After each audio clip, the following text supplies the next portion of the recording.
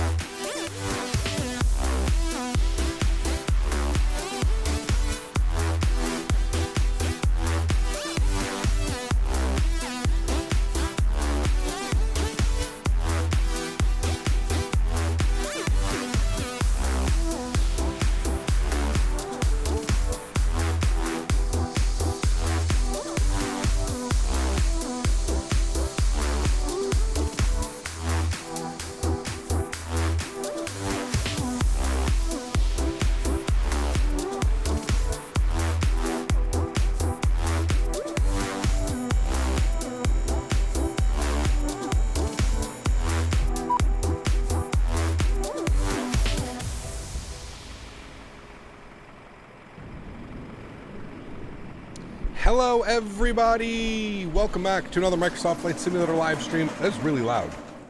There we go, we'll turn that down a little bit. Hello everybody, welcome back to another Microsoft Flight Simulator live stream. I hope you guys are all doing well. Thank you very, very much for tuning in today on this Saturday afternoon. Appreciate y'all being here. John, good to see you. Two Johns. John Zink, John Franco, welcome back, man. SB, good to see you. Thomas Armstrong, welcome. Smitty's in the house, good to see you. Steve Ario, good to see you. Cyborg, good to see you. Aviator, welcome. Quick Match, good to see you. Max Medcraft, welcome. Tony, good to see you back, man. Jackson Burr, welcome. Mark, good to see you. Mr. Mopar Dude is in the house. Good to see you, my friend. CHLM, welcome. Captain Chad, how are you, dude? Good to see you. JP, welcome. Aviator, welcome. Flying FS, good to see you.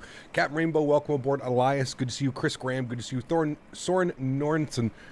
Why am I screwing that up this morning? Soren, good morning to you, my friend. I hope all is well. Kai Aviation, welcome. Stefan C, good to see you. Exile Aviation, good to see you.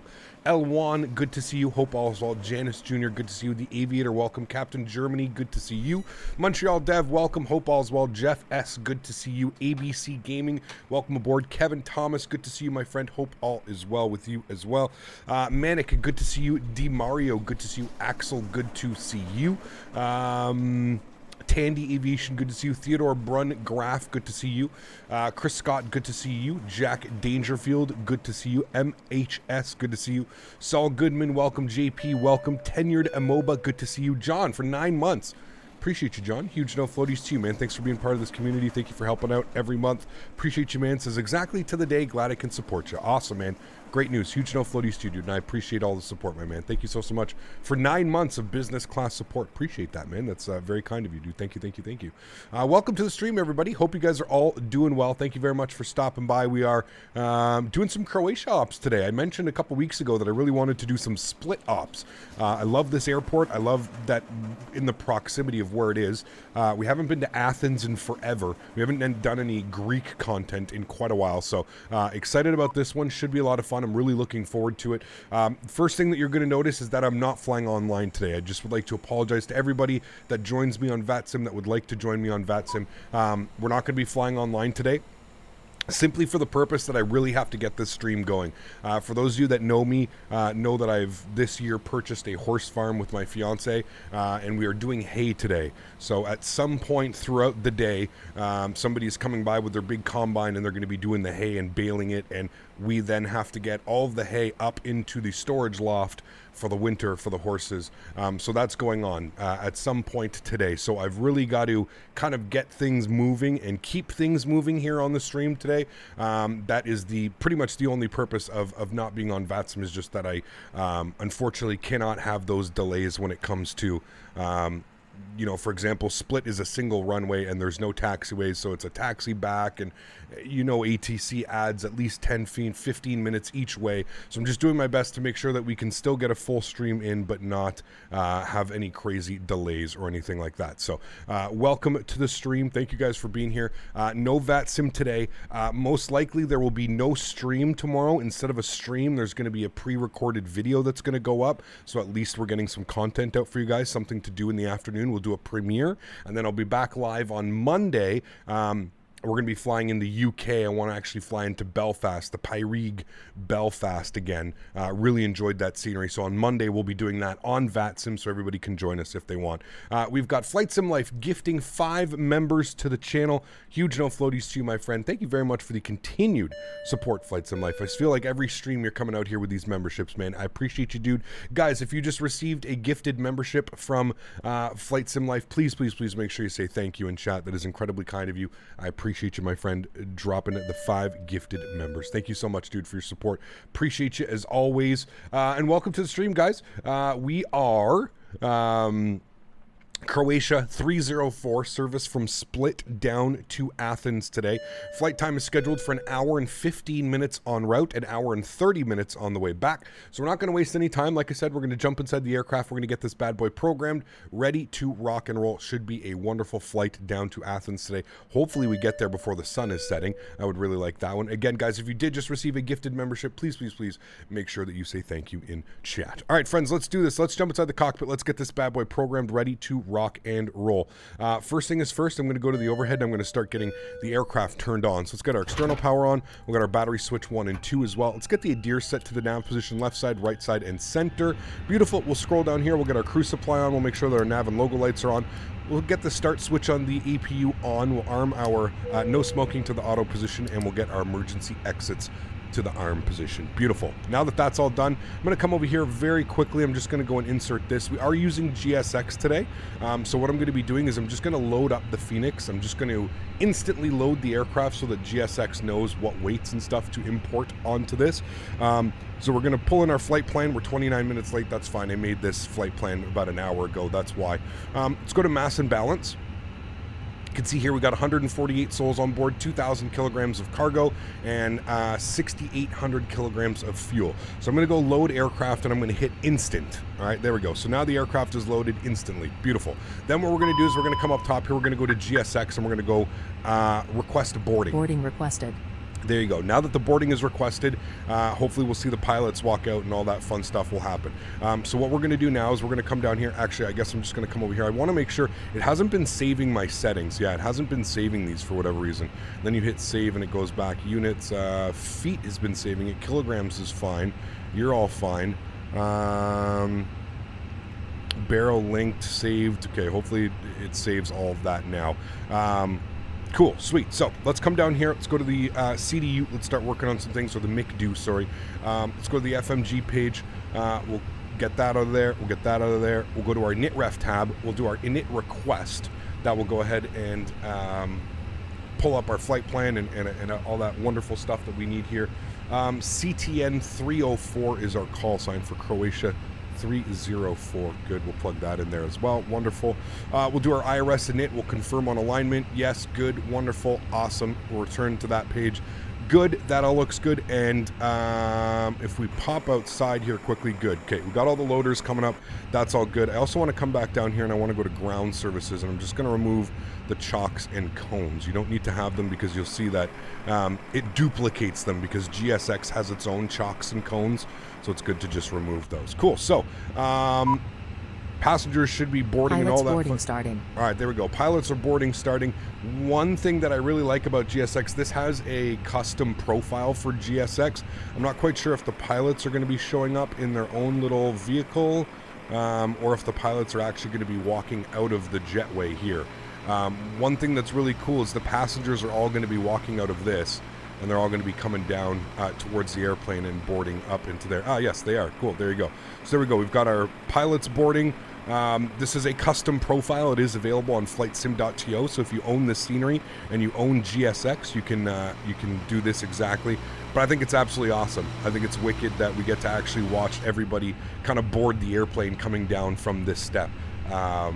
Again, GSX, man, for functionality, maybe not the best for loading your airplane and getting exact fuel weights and everything that you want. But for visual aspects of things and just really being super cool to see this, absolutely worth every penny in my opinion. Just keep in mind, guys, what I did is the only thing that I did here is I loaded up the airplane before. So I'm not counting on GSX to load my passengers. I'm taking care of all of that through the Fenix tab here, and then I'm loading everything through GSX. So you'll see all the passengers come along. The immersion, exactly. Are you going to do a turnaround or a pushback? No, there's no pushbacks here in Split. So don't pay attention to this pushback. There's no pushbacks in Split. What we're going to be doing is we're doing a startup here at the gate, at the stand, and then we'll be, you can see that it's got the big turnout. We'll just be turning the airplane and then taxiing over to runway 5 for departure. That's the plan. For this one.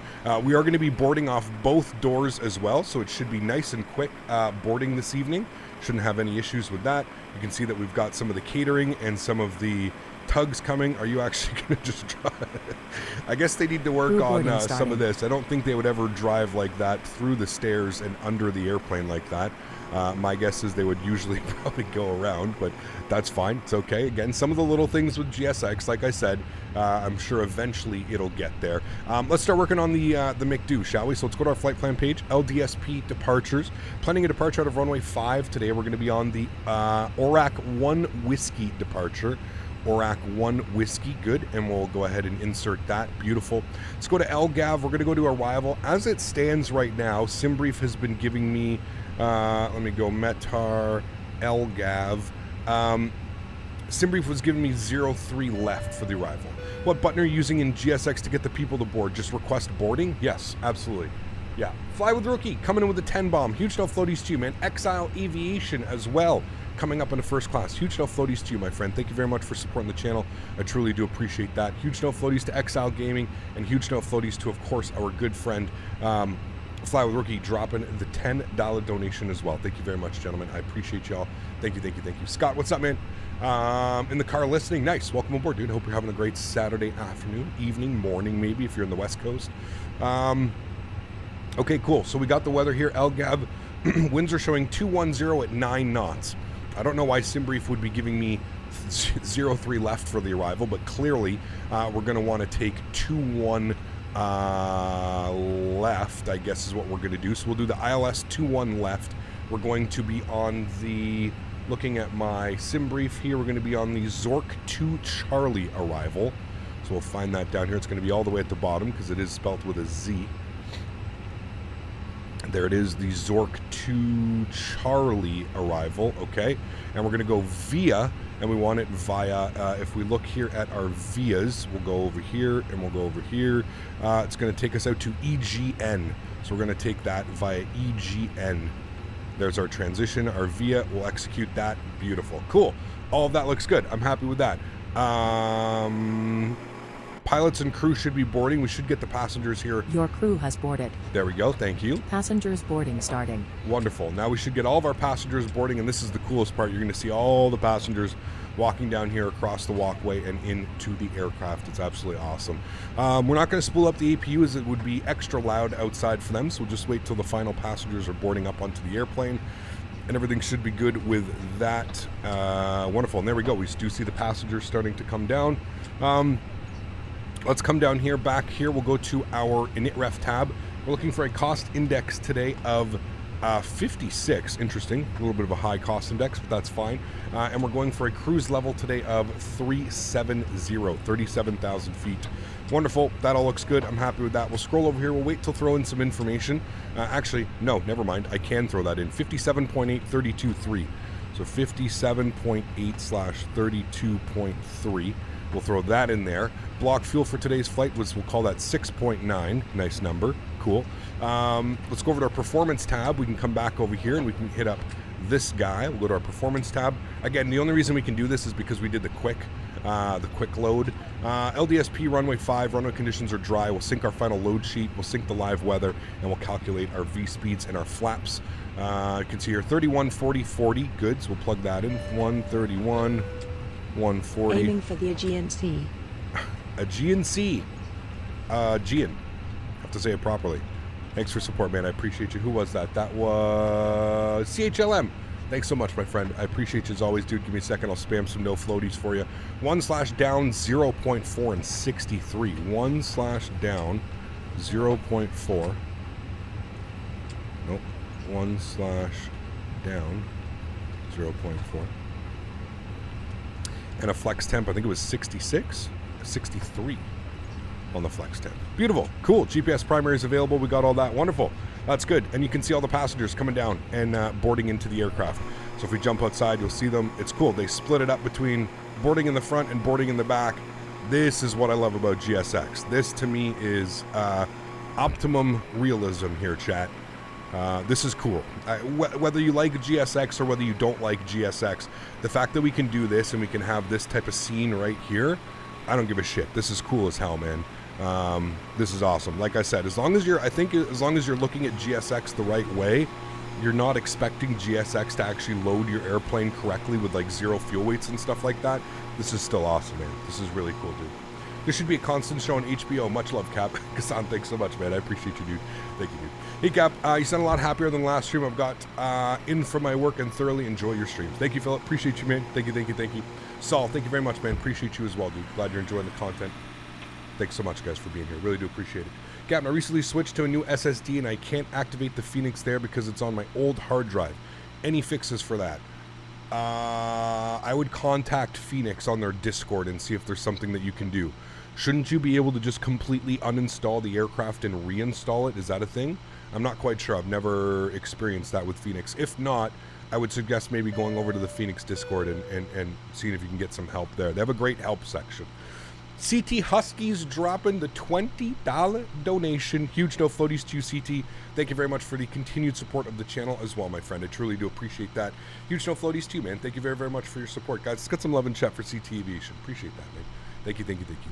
Yeah, there's one guy that, like, you'll be watching the thing, and there's one guy, and he's crazy tall, man. Like, crazy tall. Thanks for support, CJ. Appreciate you, man. Or CT, sorry, not CJ. Thank you, dude.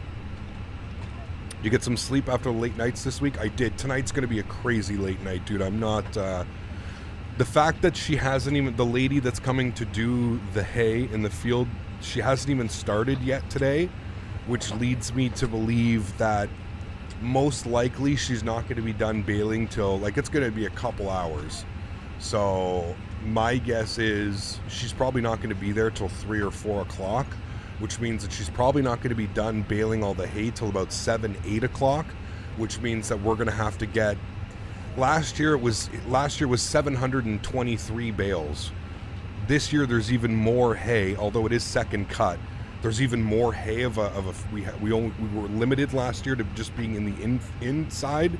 So my guess is I'll be probably there till midnight-ish, putting hay up in the loft today.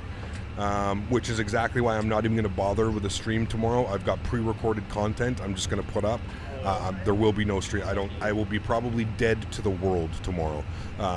Considering each hay bale is what, about 15-20 pounds. It's going to be my fiance, myself.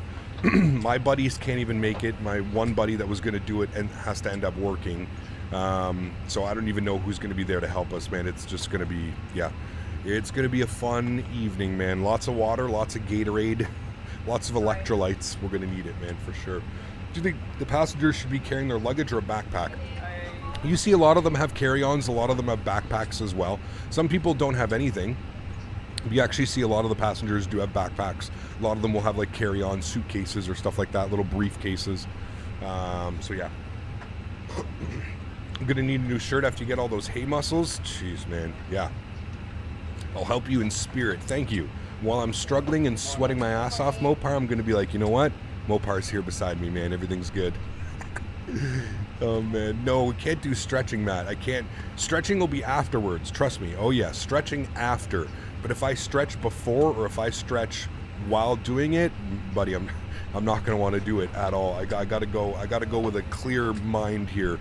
I didn't know what I was up to. Like the first time I did it, I really didn't know what I was up against. Now I do. Now I know what to expect, and now I know that it's absolutely bananas. So yeah, it'll be fun, man. It'll be a fun time. Thank God we have a hay elevator. Like, thank God we have a hay elevator. I couldn't imagine. So the lady that does the hay, she's been doing it for years and years. She has the big machine, the big combine machine, and she comes by and bales it and everything.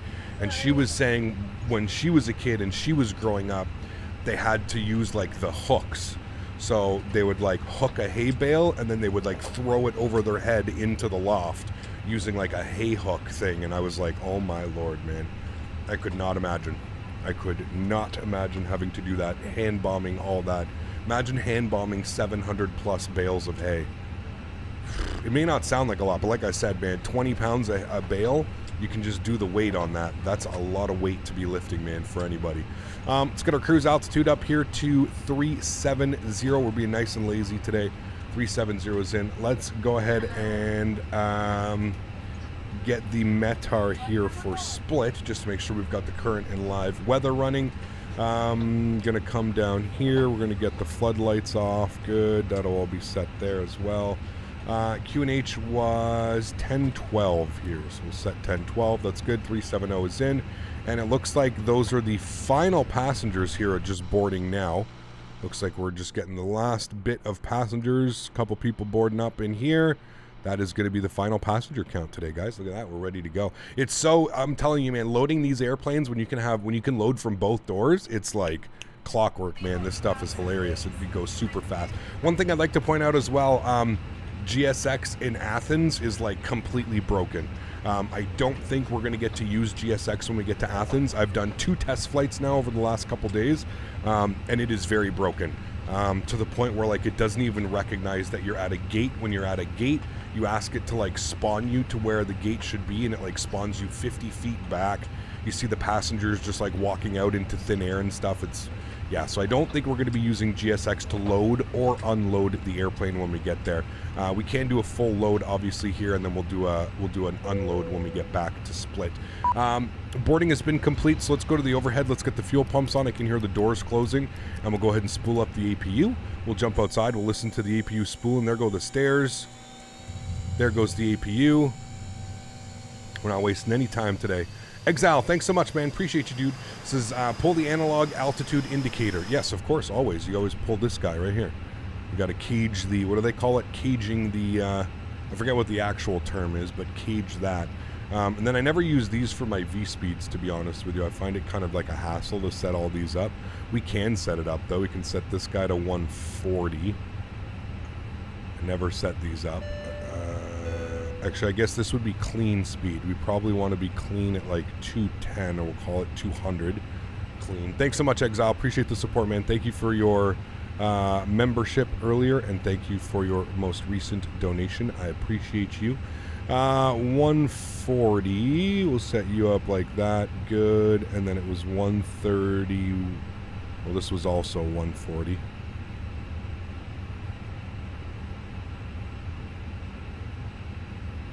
Okay, and then this one was 131. There we go. So now we've got all of our standby instruments. Everybody should be happy. There we go, 131 on that guy as well. There we go. We got all of our standby set up. Cool. APU is on and available. APU bleed is on. External power goes bye-bye. Let's come over here. Let's go ahead and go to our ground services. And we can disconnect the GPU. Wonderful. And we don't have to call for pushback or anything like that. We'll just come outside, make sure everybody's clear, which they are. Good. Let's go ahead and GSX additional services. I don't need any more of that. We're ready to go. So we'll go ahead and close that. Let's go ahead and go engine mode selector to the start position. Engine systems are on, and we'll spool up engine number 2. Enjoy, guys. Cap, your rating of X-Plane 12 in its current position, I'm probably rating it a 5 out of 10, maybe a 6 on a good day. 5 out of 10, man. There is a lot of room for improvement. I'm still after a week removed from X-Plane being released, or a couple, 5 days, 6 days, however long ago it was released, I still question to myself why Laminar Research would release X-Plane the way that they did. It still doesn't make sense to me for a simulator like X-Plane to release in early access. I think that's going to end up doing more harm to their brand than it is good. Maybe I'm not thinking logically. Maybe you guys have a different opinion on that, but to me it just doesn't make sense, man. For a small company, already small, it just doesn't make sense why you'd want to put yourself through the scrutiny of releasing an early access, because a lot of people don't understand, you know. So there's a lot of things, Captain Lee, and that's kind of the problem, man, is you know, a lot of the big things that we wanted fixed from 11 to 12 have not been fixed. Sure, we have new clouds, albeit they're not the best. Sure, we have a new weather engine, albeit not the best, but it still is kind of there. But yeah, there's too many things that have been left unchecked, in my opinion. Anti-aliasing is god-awful. It feels like I'm playing a game right out of the 2000s, early 2000s, with that type of anti-aliasing. You look at the horizon, and every time something moves or anything, it's just cracked lines, and lines just, it doesn't look good. The auto gen is atrocious. Again, this is 2022. This isn't 2002. The auto gen is not good. There's a lot of things that need to be done, and I don't see them doing it. That's just my personal opinion. I just don't see it happening, but that's me. Engine number 1, spool it up. I feel they need money from the community so they can finish the game. I don't know, man. I don't know, dude. If you ever watch an interview with Austin Meyer, he'll be the owner and creator of X-Plane. He'll be very quick to tell you how many millions and millions of dollars X-Plane makes just off mobile alone every year. So I don't know, man. I don't buy it that Laminar needed money to continue the development of X-Plane 12. I don't think that's it at all. I think it's more of a video game trend, releasing games in early access and promising to finish things if sales are adequate, or if sales are what you want. Who knows, man? Maybe they just wanted to test the market. Maybe they wanted to see how many people were still around to purchase X-Plane 12 and how many people have moved over to Microsoft Flight Simulator, you know? But I don't know, man. X-Plane 12 looks like the X-Plane 11 with enhanced skyscapes and a reshade mod. Dude, I found the best video. We'll watch it when we get to cruise. I found the best video, dude. I actually laughed so hard when I found this video. It was pretty awesome, man. I don't know why, but the windshield and the Flight Factor 320 for X-Plane 12s gives me full motion sim vibes. It's blurry or something. I don't know. It feels awful. The whole sim just feels awful right now, man. That's why I'm giving it a 5 out of 10. I just don't feel like it's I don't feel like it's a simulator that's up to today's standards. That's just my personal opinion. You don't have to agree with me. I'm not here to start a fight. If you prefer X-Plane, albeit, man, that good for you. That's awesome. Great. I'm happy. It shouldn't matter what simulator you use. I'm just giving you my personal opinion and preference. Auto brake over to max. RTO flaps are set to position 1. Ground spoilers are armed. We need a trim value of down 0.4. We'll throw that right about there. That should be good. Let's get our anti-collision light on. APU comes off. APU bleed comes off. Park brake comes off. And we can start our taxi. So it is there are no pushbacks here at Split. I learned that yesterday from the ground controller when I was flying. Watching Captain live stream while at cruise altitude is the way to go. Thanks, Jonathan. Appreciate that, man. Thank you. If X-Plane is what, 5, what is Microsoft Flight Simulator? Microsoft Flight Simulator currently, after 2 years of development, I would say the sim's about an 8.5, Hope 9. you're doing better, Captain. Thank you, man. I am doing better. Appreciate you, dude. Huge no floaties to you. Thank you very much for all the support, Fever. I appreciate that, man. Yeah, I would say the sim's probably about an 8.5. There is still room for improvement, but this is by far my personal choice as far as simulators goes right now. This simulator is winning my heart. Might as well use the rest of my gift card here. Smiley face. Thank you, Exile. Appreciate you, man. Huge no floaties to you, dude. Thank you. I appreciate you supporting the streams, man. Thank you very much, dude. Doing an around the world flight right now in a Cessna 172.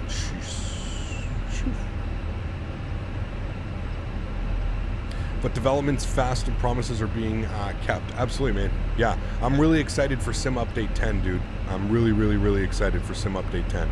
I think that's going to be a game changer, man. DX12 support, DLSS, optimizations, tweaks, and then we got World Update Canada coming. Y'all know I'm already excited for the World Update to Canada, so yeah. All right, nose lights coming on. We're leaving the ramp area. We are now officially taxiing. We're about to pull onto the runway. Like I said, this was one of the big things that why I didn't want to fly online today, just because I'm in a time crunch. If we were flying with Vatson, we would have to sit here for God knows how many airplanes. So Sim Update 10 is already out. It's out in beta, Captain Poland. The full release is slated for next week. That is the full release is when it is scheduled for next week, my friend. All right, pulling on to the runway.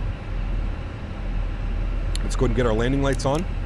Nose light over to takeoff. Runway turn-offs on. Strobe lights on. Wing lights on. Good. And needs a little bit of juice to get up this hill. Go ahead and get our takeoff config checked and set. Good. Daniel Barry, how are you, my friend? Good to see you. Are you on your way to the airport yet, Dan? I love everything in the fly-by-wire A320X. I love it even more than the Fenix. I don't know why. Hey, man, personal opinion, dude. I mean, for me, the Fenix, in my opinion, this is probably one of the best planes I've ever flown.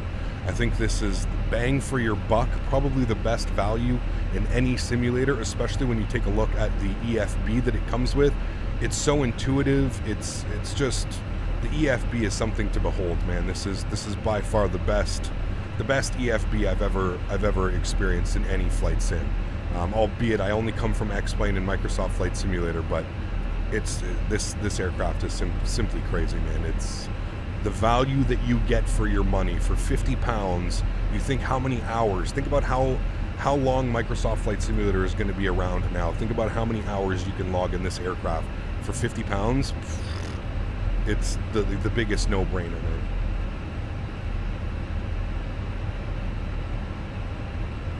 It is a big no-brainer. Remember, guys, if you are enjoying the content, please don't forget to smash down that thumbs up button. Hour and 15 minutes en route to Athens today. We're cruising at 37,000 feet. Do you think P3D is going to come back with a simulator? Probably not, Matt. I don't think so. I don't think that's their... I feel like P3D, just from their pricing scheme, how they've been kind of gouging flight simmers for years and years and years, I just don't see it being a thing anymore, man. Think about it, dude. Think about how P3D, every time they get a version update, they charge people again. So if you've been a P3D, what's P3D on now? Version 4 or version 5?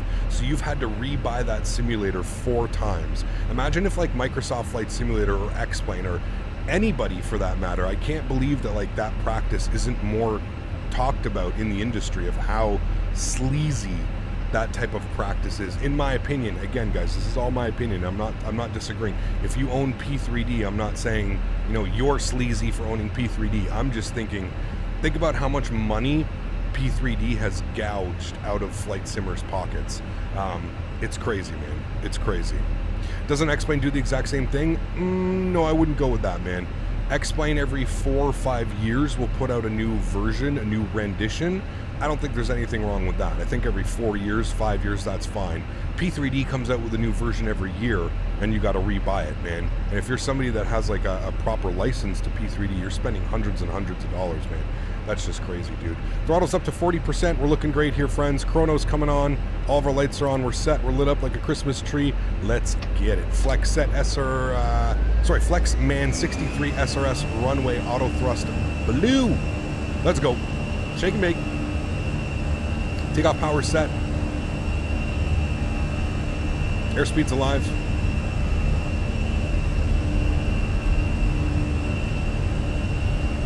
$100 knots.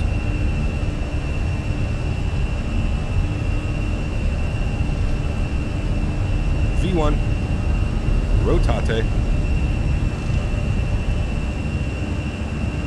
positive rate, gear up.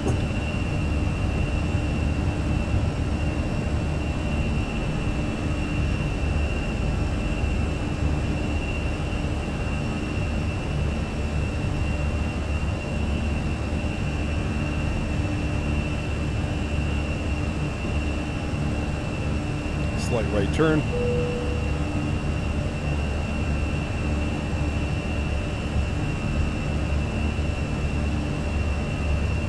Throttles to climb. Bring that nose down.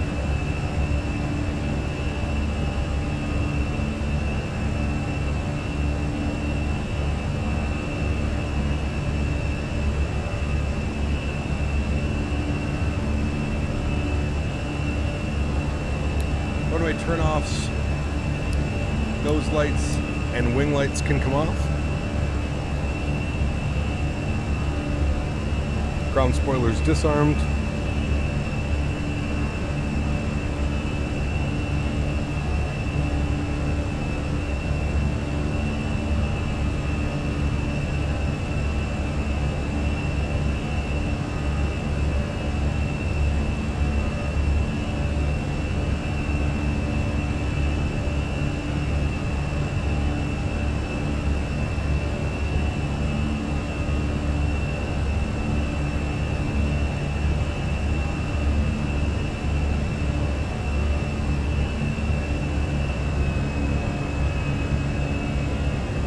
Got a 5,500 foot.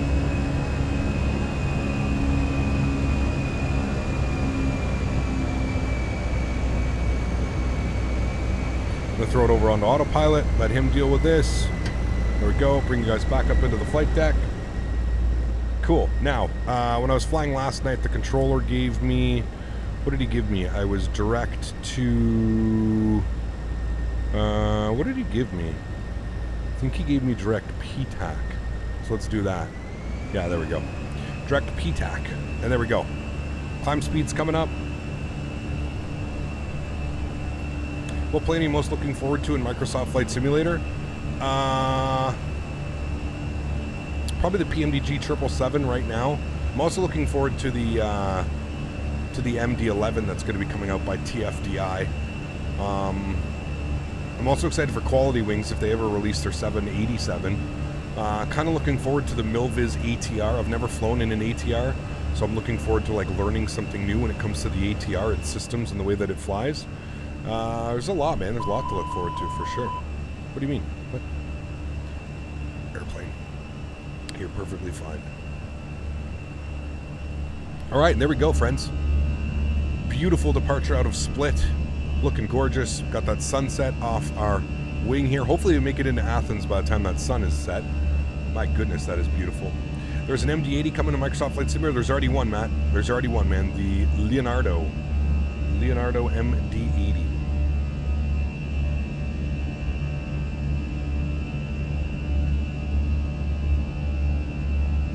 I'd love to see the PMDG 777. It's one of my favorite planes. Yeah, absolutely, man. Yeah, I'm excited. Cam, why does it often take so long for third-party companies to bring out some study-level planes like this? It seems to take years and years. It's a lot of work, Scott. It's a lot of work, man. It's not easy.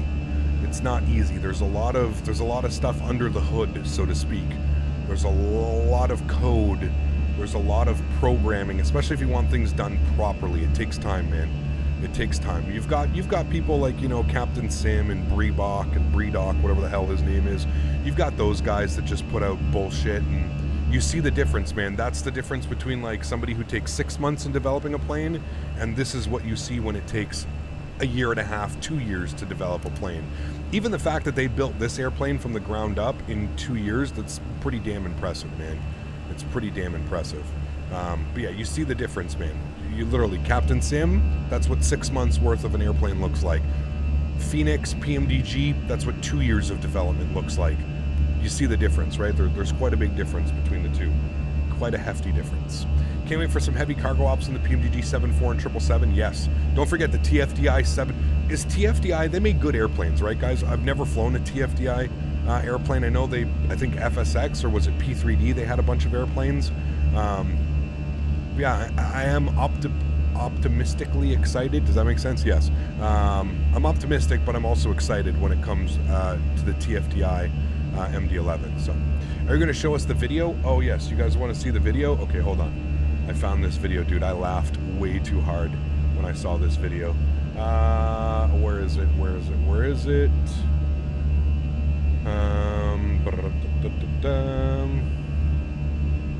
Let me find it. Let me find it. Ah, yes. Here it is. Perfect.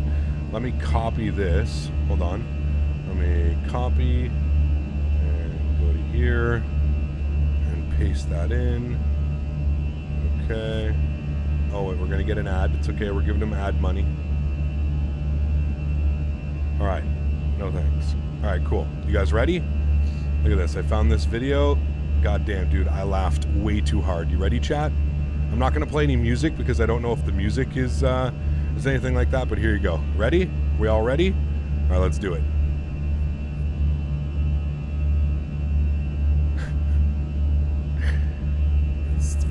This video got me, man, real good.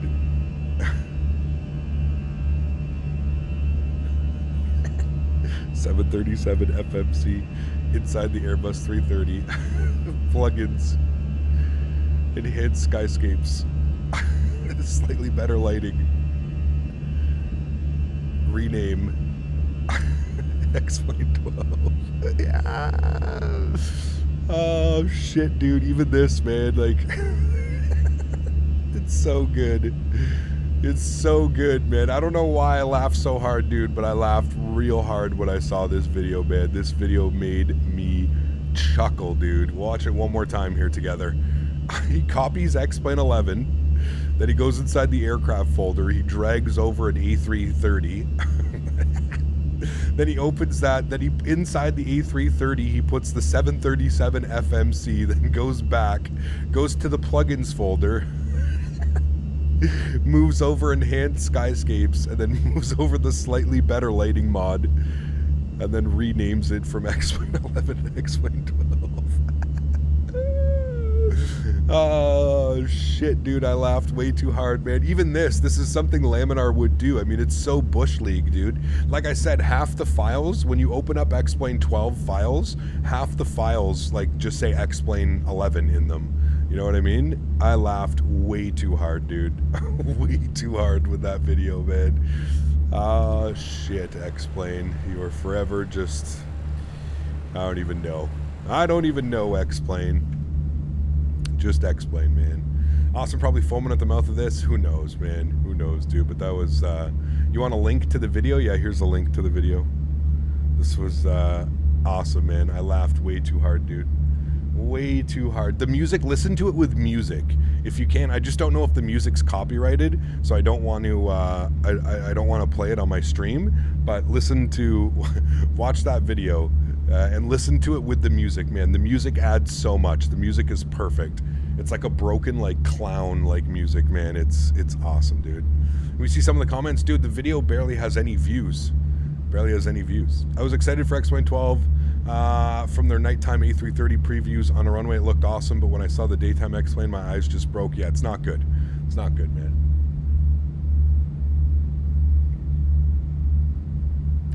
Right, 5 miles high. I don't even think they put that much effort in. Oh boy, Laminar research, man. Laminar research. They're getting us. Hey, sorry I'm late. Just got to San Diego yesterday and I'm tired. Nice, Cheesy Pizza Gaming. I love San Diego, man. I was able to visit last September. You think it would be too much if you showed the other YouTube video? Which one?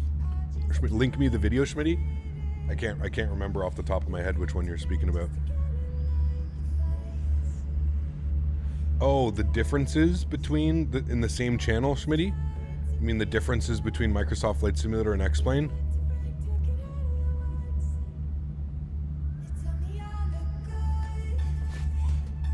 I forgot the free AnyBuilds 310. Yes, exactly. Well, to be fair, I'm excited about the AnyBuilds 310. My only problem with that is it's just not flown anymore, right? Going through some turbulence here, it looks like. Problem that I have with the 310 is it's just not flown anywhere. Like, I think there's like one or maybe a handful of them still flying around, but yeah. JR Cause, how are you, my friend? Good to see you, dude. Welcome. Went over a couple bumps there. Might be because of the terrain down below. Looks like some mountain range here. AnyBuilds 300 is going to be payware. I don't know, man. I don't know what they plan on doing, to be honest with you. I know that they are bringing the 300 over. So I know we're getting the 310, but I don't know if we're going to get the 300 and when, you know what I mean? Dimitri, what's up, man? How are you, dude? Good to see you. One of your favorite routes to fly? Dude, it's absolutely beautiful, man. Split to Athens. Absolutely love it. Especially like this time of the day when the sun is setting and it's low in the sky. Side by side, it's in DM. Yeah, I've seen that one, Smitty. I just don't know if that one's a good comparison. Do you think it is? I mean, we can look at it. I mean, the video is pretty funny. It's a long video, though, but the video is pretty funny. Put it in here. Oh, with the ads. My goodness. Go away. There we go. Why does this look so bad?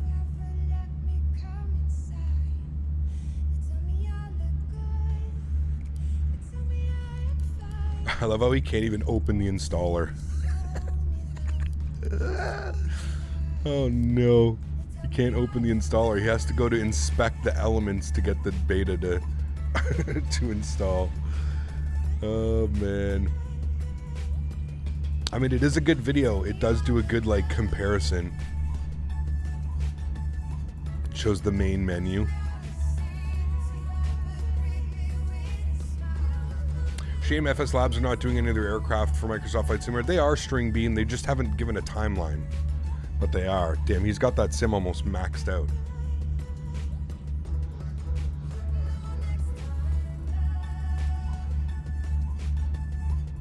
I think we can all agree that the user interface, the UI, is definitely much better on Microsoft Flight Simulator. It also gives you a lot more options.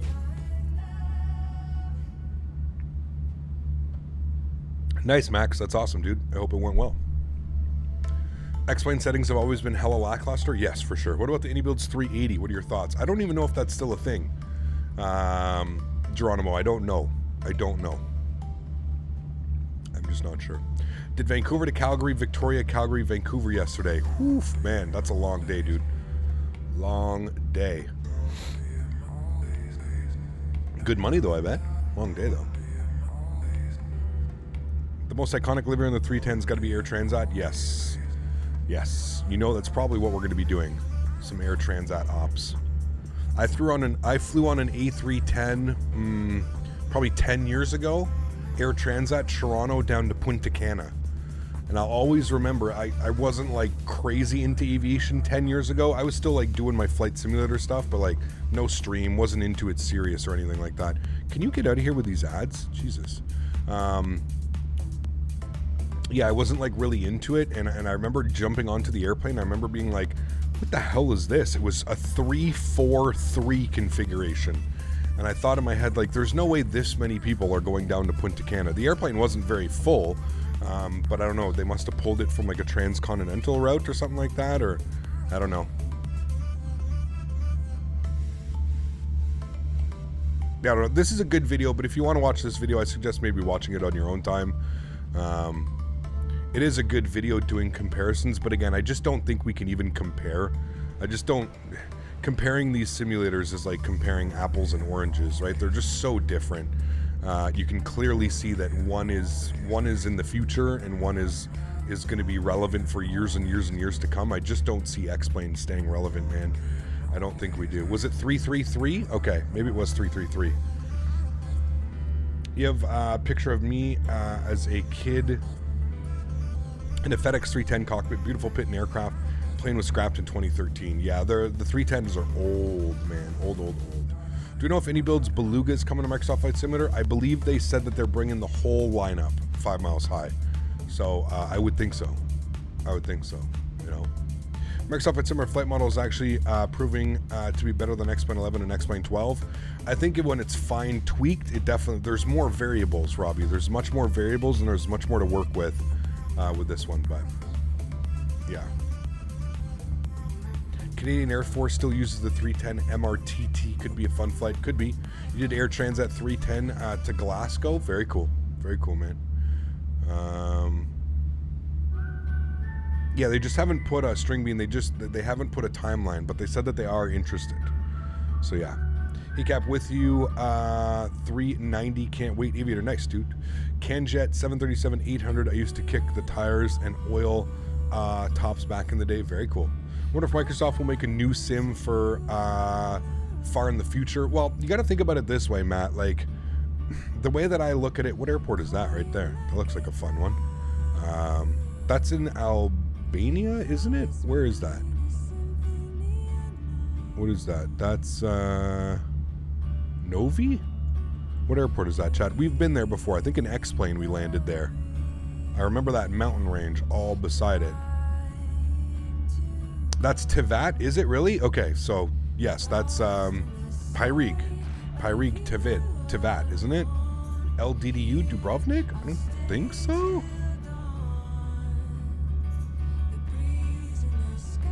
No, it's definitely this airport here. Inside Novi. That is Dubrovnik? Okay. Well, we've been there before. I know that we've landed there before. Yeah, if you have to think about it, I mean, Microsoft Flight Simulator in the past, they've always had, you know, there was new installment to the series every X amount of years, right? Every 2, 3, 4 years, I think they did. Like if you look back, it was like what? You had like FS 2000, FS 2002, FS 2004. It was kind of like the same simulator, but it was just major graphical and stability improvements and stuff like that. So it wouldn't surprise me. I mean, if Microsoft really wants to keep going with this, it wouldn't surprise me that they would be considering something like that. You know what I mean? Yeah.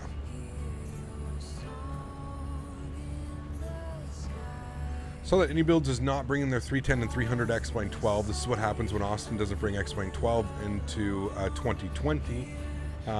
It's not a good for X-Plane's future and other devs the same. Oh, I agree, Mohammed. I agree, man.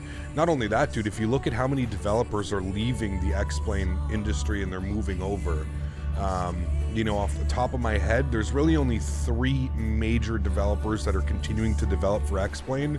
You've got Tolus, you've got Flight Factor, and you've got FlyJSim. Those are really the only 3 developers off the top of my head that are worthy. You know, you've got Hotstart. I don't know what Hotstart plans on doing. I guess like if you're into like the general aviation world of things, Hotstart may be up there on your list. But in my opinion, you know, the top 3, or not even the top 3, but the 3 biggest names or the biggest developers would be Tolus, Flight Factor, and FlyJSim. There really isn't anybody left, man. You know, with the departure of Any Builds, who arguably probably made, in my opinion, the 300 and the 310 and the Beluga are probably the best airplanes for X-Plane. That's my opinion. You can take it how you want it. There are other great airplanes out there, but as far as like from start to finish, from looking at the whole picture, Any Builds was definitely one of the better developers for sure. X-Plane Autogen looks like cities and skylines on low settings. You're not wrong, dude. You're not wrong, man. If Finney's bringing a whole new lineup to Microsoft Flight Simulator, will the 300 and the Beluga be free? That's what I don't know, Kevin. That's a great question. I don't know. I can talk to them about it. I can ask them, but I really don't know. I don't even know if they'd be, you know, I'd be privy for that type of information or something. So, are Any Builds not updating their aircraft to X-Plane 12? As of right now, no, Cat Britannia.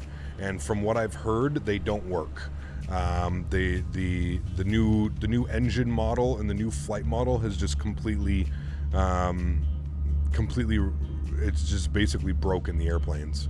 I think a couple people now that I've seen have said that it's just unflyable. There's Fuber right there saying it's unflyable as well. So yeah, I really don't like flying the 747-200, although it's a great add-on made by Fenix. Yes, you are correct. Like I said, I'm definitely going to be forgetting a few, Danny, but you know, the biggest ones in my mind is we've got Tolus, Flight Factor, and FlyJSim. Now, Tolus does make great airplanes. I think Tolus maybe is, how do I say this?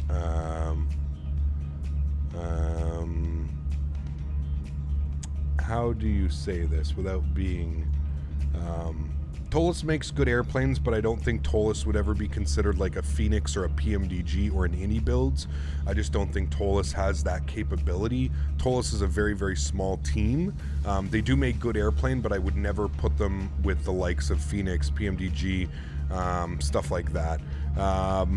Flight Factor, Flight Factor has the potential to be a really good dev. I just feel like they're too interested in what they want to do and not what the community would like them to do and what the community would like to see.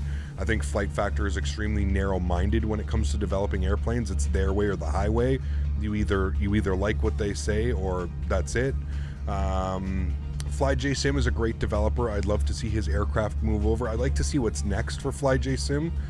Their 737-200, awesome airplane. The 727, great airplane. The Q400, great airplane. So FlyJSim makes great airplanes. I'd like to see what they plan on doing in the future. I don't know what's next for them. Obviously, fixing all their planes for X-Plane 12 is the primary thing that they're going to be doing, but and then, yeah, I don't know who you're left with when it comes to X-Plane. I just don't see any like new developer. If you're a developer and you want to start developing an airplane, I just don't see somebody being like, yeah, I'm going to choose X-Plane to develop. Like, I just don't see it. You know what I mean? Like, if you're going to start developing an airplane and you're going to try and, create sales and generate revenue, I think we all know what simulator you're going to go with. Personally, I know. But yeah. Are Fenix doing anything else? Yes. So there hasn't been any confirmation. I think next for Fenix is we're getting the IAE engines with winglet sharklets. We're going to be getting sharklets and AIE engines, IAE, whoever the hell for free. That's going to be a free update. I think that's first for them, and I don't know what's going to be after, so. Flight Factor is money hungry nowadays. I mean, Flight Factor has always kind of been like that. You have to understand as well, and I'm always very adamant at pointing this out. Flight Factor is a publisher, so you have to remember that. Flight Factor isn't the actual developer of the airplanes. Flight Factor, I think, has 3 or 4 teams that work under the Flight Factor banner. So the reason why the 7.5, the 7.6, and the 777 are free upgrades from X-Plane 11 to X-Plane 12 is because that's one group under the Flight Factor banner that is choosing to do so. The 320 is a completely different group, and that's why they've chosen to choose to charge $20 for their upgrade. I find it hard to believe that any developer is going to sit there with their hand out and expect people to just give them money. Flight Factor of all, man. I mean, that 320, in my opinion, is just not a good airplane. It's decent on the exterior and what's going on, but I can't get behind the flight model. I can't get behind a lot of things when it comes to that Flight Factor A320. Especially Flight Factor toting it and quoting it that it's study level 320. It's not anywhere close to a study level 320, and that's kind of where I'm saying Flight Factor it's one of those developers you kind of gotta bite your tongue about sometimes. Rotate is good. I would again, I don't think I'm putting Rotate up there with Tolis and FlyJSim and Flight Factor. I think that Rotate is a good developer, but I don't think they're quite at that level either yet. But yeah. Does a 320 have CPDLC? Great question. I'm not sure, Dankest. I think so, but I don't know. I don't use CPDLC very much. It's not used very often in North America. It's more mainly used over here in Europe. I just don't know. The Zebo, yeah, Zebo is great as well, but I don't think the Zebo is enough to save X-Plane 12, Birdie. When you have the PMDG lineup out for Microsoft Flight Simulator, I get it. The Zebo is free. You don't got to pay anything for it, but I don't think it's enough to save the simulator, man. I think anybody that's been flying an X-Plane is just very well versed in the Zebo now, and they might be looking for something a little bit different. It is a great airplane, but yeah. The Majestic Q400, for some reason I thought it was Quality Wings. Yeah, I don't know what's going on with the Majestic. Quality Wings has said that they're not giving any more timelines, but they are hard at work. Who knows, man? Maybe one day they just pop out, it's ready to go or something like that, So, yeah.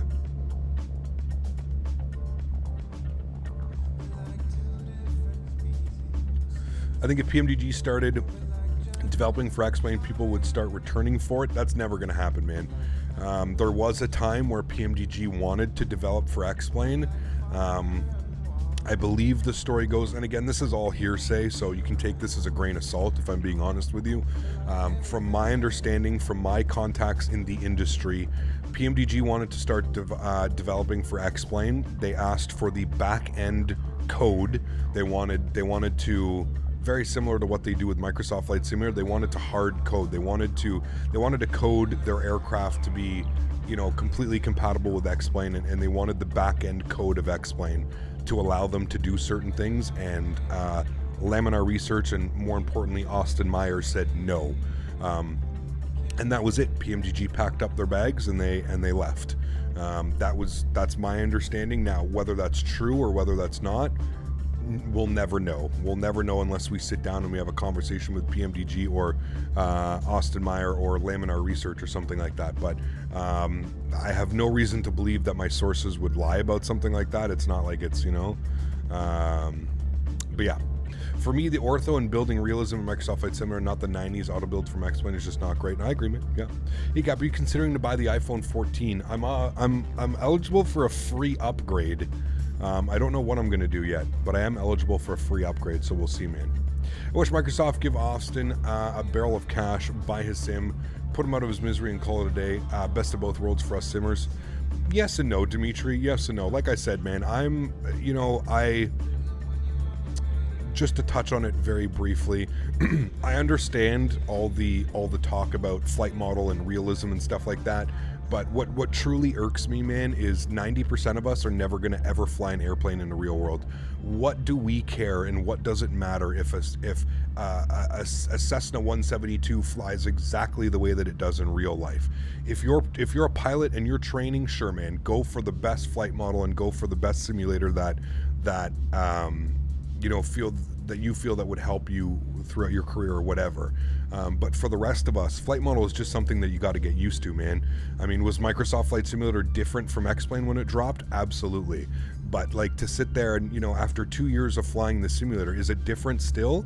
Absolutely, 100%. But like, I'm never going to fly an A320 in the real world, so what do I care if this airplane flies exactly the way that it does in the real world, or vice versa, you know what I mean? So I never will, and I don't think I ever have understood the argument of, yeah, but the flight model is so much better in X-Plane. It's like, okay, man, how many 737s are you flying around a week? None, exactly. So it's a moot point in my eyes, do you know what I mean? Flight models are different. Like I've always said, I own 6 different Airbus airplanes, all from the same family. And guess what? They all fly completely different. Whether you fly the JAR design, whether you fly the TOLUS, whether you fly whatever, you know what I mean? They all fly completely different. So it's up to the developer. There's so many variables when it comes down to flight model. That's why I always tell people, just pick whatever simulator you enjoy using. You know what I mean? That's it. Just pick whatever simulator you enjoy, and that's it, man. And there shouldn't be any discussions. There shouldn't be fights. People shouldn't be fighting about it. You know what I mean? Like, that's just not what it is. Q8, my friend, good to see you, dude. 19 months. Holy macaroni. Says, love your honesty, Captain, and I love your content. You bring a lot of perspective to the flight sim community, and for that, I'm very grateful. Listen, I could say the exact same thing about you, Q8, so thank you very much for what you do to the flight sim industry as well, my friend. I don't think it would be the same without your videos. I honestly, truly mean that. Since before I started streaming, I know you and I have had a chat before, and I've always told you I was a fan of yours. I'd been watching you far before I decided to become a streamer, and you were a big inspiration into me wanting to create videos. You amongst a handful of others. I've always said it: Jeff Faviano, Chewy, yourself, Matt Davies, all people that I looked up to when I started. Cat Strader, it sucks that Cat Strader doesn't fly anymore, doesn't stream anymore. I guess he's moved on, started a family, and has a much better job now. It doesn't allow him to stream anymore, but all those guys, man. All those guys, dude. V1 Simulations thinks the Fenix flight model is great. Well, the Fenix flight model is based off of isn't it like an older, it uses ProSim, which is older. You know, it is an older version of a flight model, but it's still an A320. It's ProSim, man. It's what you see a lot of the home 737 cockpits using and stuff like that, you know? So is Field Air bringing their E-Jets? I don't know. I wouldn't be too concerned about that, if I'm being honest with you. Cat Britannia, 17 months. Huge no floaties to you, man. Says, whoa, member milestone. Thank you very much, man. I appreciate you, dude. Huge no floaties to you, and thank you very much for your support, my friend. I appreciate you. Flight Deck to Sim says the Zebo flies better, but he says he's a test pilot for the Zebo, so that plane might be suited for his flying. Well, he's also a real-world pilot, and that would make sense, man. You know, if anybody is going to be able to say, like, what a flight model is best, it's going to be a real-world pilot, and that's what he should choose. But I think, like, what I'm saying is that for all of us, for the rest of the 90 or 95% of the flight community, he will never fly a 737. you know, like it's all down to personal preference at that point. Whoa, we got Q8 dropping 10 gifted subs to the channel. Can we please get some huge no floaties in chat for Q8 Pilot? If you don't know who he is, I don't know where you've been all this time, but please head over to his channel, give him a subscription, give him a like. He makes amazing content, amazing videos. His tutorials are some of the best on YouTube, bar none, period. If you have any questions, you have any thoughts, any doubts about a product, I guarantee you he's done a review on it, and you will get an honest opinion from him. If you did just receive a gifted subscription from Q8 Pilot, please, please, please make sure you say thank you in chat, guys. That is extremely kind of you, Q8. Thank you very much for supporting the streams, man. I appreciate you, dude. Thank you, thank you, thank you. What did I miss here? There we go, okay. Cheers, Captain Butter. Welcome to Greece. Thank you, Elias. Appreciate you. Remember, I haven't flown an Airbus in a couple months, so don't hold your breath for the butters today. Don't hold your breath. Bear with me, guys. Here, I'm getting a couple phone calls and things going on.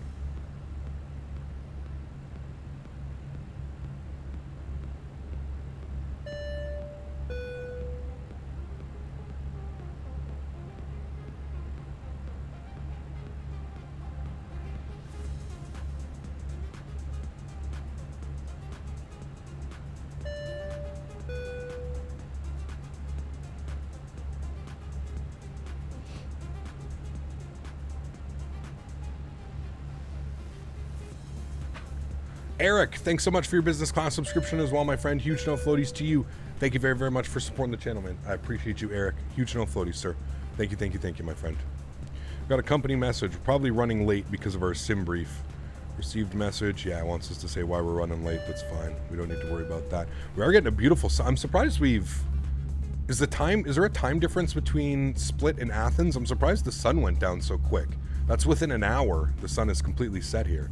I'd love to buy Microsoft Flight Simulator, but I don't think my computer will stay alive. It actually runs pretty well on older spec computers, Yarny. One of the good things about this simulator is there's a lot of customization that you can do. There's a lot of settings to go through. So I believe it runs decent on older spec PCs. I don't know what your specs are. But yeah, what you could always do, man, for anybody that's maybe sitting on the fence or not sure if their computer can handle it, you can always get the Xbox Game Pass. I believe you can get the Xbox Game Pass for like $1. You can do a free trial for a month, 1 month. So for $1, you can essentially try this simulator out for a month. That should give you enough time to figure out whether your computer is up for the challenge or whether you're going to need to upgrade some specs or something like that. But always check out that route. Always go down the route of the Microsoft Game Pass. So yeah, no time difference, just the position of the Earth and time of the year. Got you. It is that time, Dimitri. You are right. I've noticed. Shit, I was leaving last night. I usually walk Daisy around like 8:30, just because it gets a little bit cooler around that time. But even now, recently, like I think we left yesterday at like 7:30 and the sun was almost set. So yeah, 1741 in Athens. Okay, so yeah, that's set about 20 minutes ago. It's, yeah, okay, got you.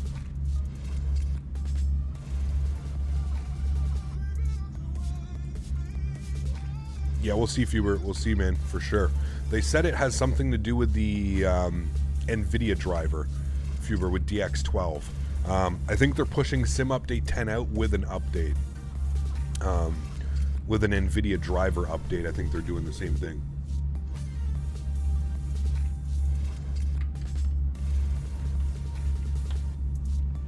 The only reason I'm hanging on X-Plane is for the Q400. I'm doing sim training at CAE in December to March. Otherwise, it'd be all about Microsoft Flight Simulator. I feel you, man. I feel you, dude. Hey, can you get some sim time for me too, please? That 737 guy, that would be awesome. Appreciate you. I'd love to go into one of those, dude. I don't know who I need to contact at CAE for something like that, but like they gotta let people in, don't they? Like they have to have downtime. They have to let, like, can you, or is it like not? Do they not allow anybody into there? How do you update the sim? Does it prompt you? This simulator, yes, Kevin, it will. So if you have it via Steam, it'll update, or if you have it via the Windows launcher, I think it'll update there, and then you have to launch the sim. So, and if you will, you might as well ask a hold on for me. What's that, Danny?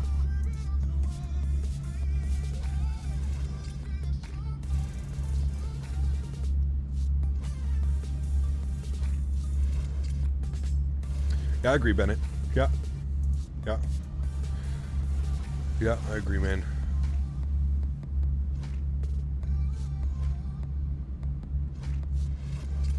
Moonrise off the left front. It's a full moon right now, too. Oh, shit. Look at that, chat. I love how this simulator actually does, like, the moon cycle. It's a full moon right now, and I mean, look at that, dude. This is a simulator, by the way. Just wanted to point that out. A lot easier than P3D when they have an update? Yes, absolutely, man. For sure. Damn, that looks good. Sheesh. I love how they do the moon cycle in this sim, man. They actually have, like, the real moon cycles and stuff. Pretty wild, man. You done a full 737 sim before? Was that an old CAE center? You can pay for them by hourly rate? Yeah, that'd be cool. How much was it per hourly rate? Because, like, I know it's hundreds of dollars an hour to run that thing. It's not cheap at all. So, yeah. I was doing the driving test with my dad today. I'm 17, still learning to drive, and I drove for the first time on the road. Cars were overtaking me. I was terrified, and I'm so used to driving in sim, and it's way different. Yeah, absolutely. Absolutely. No, VATSIM network? No. I've got a pretty crazy day, Vape have. I've got to go do hay after this. My fiance and I bought a horse farm. So I've got to go do hay after this.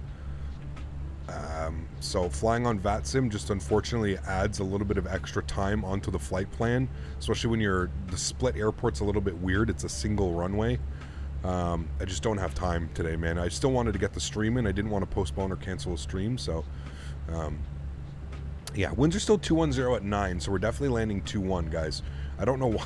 Again, I don't know why SimBrief was giving me runway 3 left for the arrival. SimBrief, you got to watch SimBrief sometimes, guys. Don't rely. If there's anything that I'm going to try and teach you is don't rely on SimBrief for, that's a good picture right there. Don't rely on SimBrief when it comes to runways. Just don't rely on them, because half the time it gives you an incorrect runway.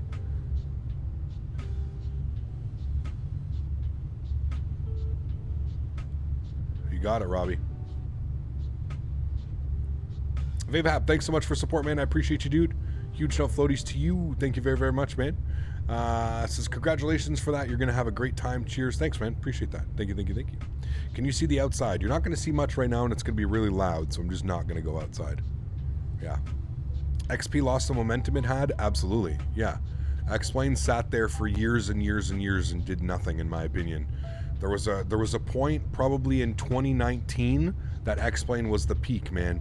I remember they did a poll. I can't remember what the poll was, but they did a poll with the community, and it was, what do you use, P3D or X-Plane? Happy flying Cap from Texas. Thanks so much, Maverick. Hope you're enjoying your vacation, man, or work, or is it a vacation? I think you're on vacation. I think we spoke about that. Huge no floaties to you, Maverick. Thank you so much for the $5 donation, man. I hope you're having a great time, man. Thank you, thank you, thank you. Appreciate that, dude. Yeah, I remember they did a poll. What simulator do you what simulator do you use most often? And X-Plane was overtaking P3D. That was in 2019. Think about it. We're 3 years removed from that, and this is all that we've basically got out of X-Plane the last 3 years. Crazy, man. Robbie Wilson gifting 10 members to the channel as well. Huge no floaties to you, my friend. That is unbelievably kind. Thank you very, very much for your support, sir. I truly, truly do appreciate that, man. Huge no floaties to you, dude. Thank you. That is extremely kind. Guys, could we please get some love and chat for Robbie Wilson? And if you did just receive a gifted membership from Robbie Wilson or Q8 Pilot, please, please, please make sure you thank those gentlemen in chat. That is extremely kind. Thank you, Robbie. Appreciate you, man, as always, dude. Thank you, thank you, thank you. What happened to our music? We must play more music, chat.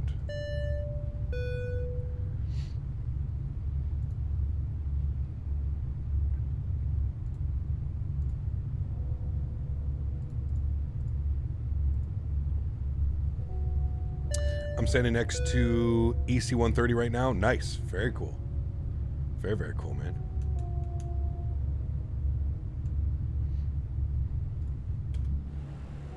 All right, chat, what do we got? We got top of descent in about 100 miles, I would assume. We got a discontinuity here, though, that we need to get rid of. Clear that out.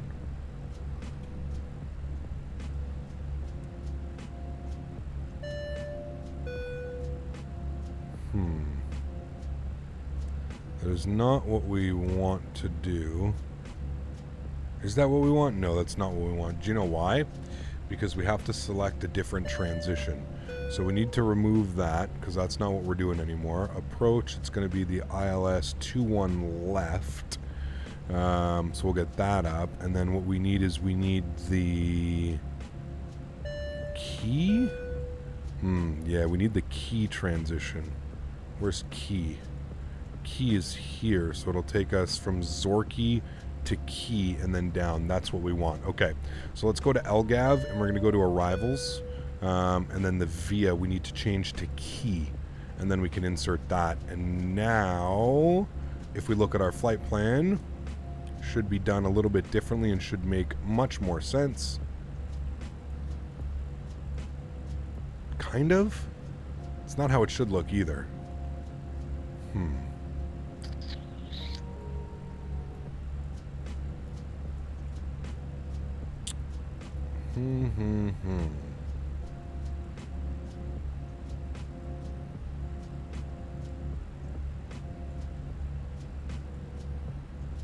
mean, I guess we could take it via the Athens VOR? How is that gonna look?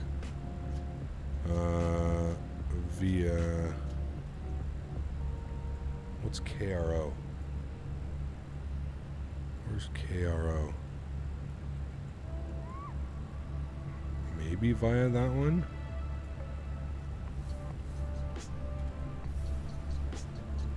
How does that look?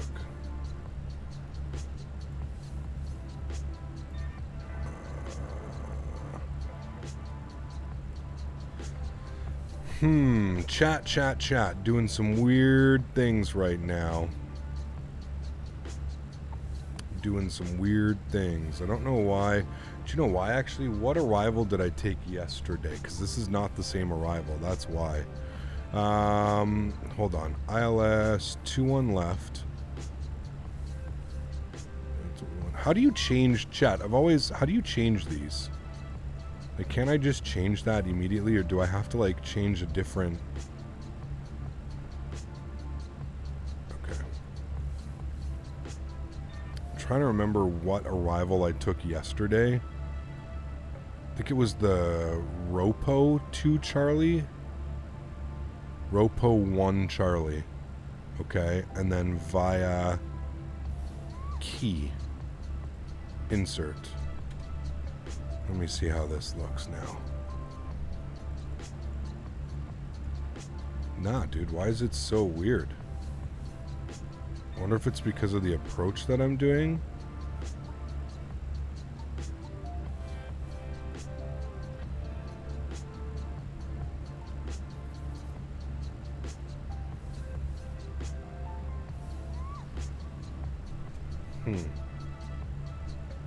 Click Ropo 1 Charlie is for the 03s, but well, no, you can take them into both. But I just don't know why it's doing this crazy. It shouldn't do this. It should be drawing like this path in, kind of like this. But I guess what we can do is we can take it via the. See, if we take it via the Athens VOR, we should end up doing like a procedural turn like that, which would make sense. So I don't know. Let's try that. Let's try and maybe. The Athens VOR, maybe that, but there's no Athens VOR. I only get EGN. What if I put no via and I insert that? How does this look? I mean, that looks better. It's not so crazy. Sure, whatever. We're not online. There's no need to fly all the way around the airport like that, like adding crazy amount of time onto that. So there we go. We should be good. Okay, so let's go and plug in some information. I'm going to refresh this just to make sure we're running the most current weather. Cavite clear conditions good, 28 degrees, 10-11. Let's go to performance tab. Next, so 10-11. Well, I'm not putting a 0. Why am I putting a period? Sorry, 10-11. Good. And it was 28 degrees. That is warm for this evening. And winds were 210 at 9? Yes. 210 at 9. Okay. And let's get our landing altitudes. What are we looking for here? Our minimums, we're going to be on the Cat 1 ILS 503. 503. Throw that in there. Good. And our transition altitude is at 9,000 feet. It is. Trans 9,000 feet. Okay, good. And if we come back over here, it looks like we're actually going to be ready for our descent here in about 10 miles. I'm going to get some dome lights on for our descent so we can see what we're doing. Beautiful full moon out there today. Looks real nice. We'll do the next flight early morning, guys, so that we can land back and split during the day. So yeah. Gap, do you know how to read airmets and segments? No, I don't. No. Usually for LGAV, 2-1 right is used for landings and 2-1 left is for this config. That's probably why it's strange curves, as most landings occur on 2-1. As most landings occur on 2-1 left. You can use the ETV on the VIA. Not sure though. I'm talking about IRL. Okay, Jonas. We are planning for. Wait. Usually for 2-1 right is used for landings and 2-1 left for this config. Okay. We can always change the landings, but I'm fine with 2-1 left. It's fine, even if we're not. Like I said, we're not flying online today, so it makes it a little bit more difficult. Oh, that's nice. Thank you for that. You know that we can. You know that like we can track who just said that, right? Like you know that is fully trackable. Actually, give me a second here. I'm just gonna throw this to the be right back screen. Just bear with me for a sec. I'm gonna read this. I'm gonna make sure. Okay, cool. I've got all your information. I'm honestly gonna send that over to Fenix, and I genuinely hope that they remove your account from being able to be a Fenix. Cool. Got all that information. Thank you. Cool. Sorry, guys. Apologize about that. I hope Fenix removes your key after I send them that after stream. I'd be scared if I were you. All right, let's start our descent down to, I don't know, 3,000 feet. We're a little bit, we missed that actually, our descent, but that's okay. We'll start our descent now into Athens. Wonderful. So I meant 2-1 left for takeoff and 2-1 right for landings. Got you. I mean, we can always redo that, you know. So we can always go like flight plan. It would make sense that we would be on 2-1 right. I definitely agree with you there. So ILS 2-1 right, and then the VIA. We're just gonna put no VIA, and we're gonna insert that. We should be fine now. So yeah. The same thing happened on 03 configuration, 03 right for takeoffs and 3 lefts for landings. Got you. Okay, got you. Cap, landing at sunrise would be amazing. Landing at sunrise, we'll see what we can do, man. We'll see what we can do. What just happened? Don't worry about it. Doesn't matter, man.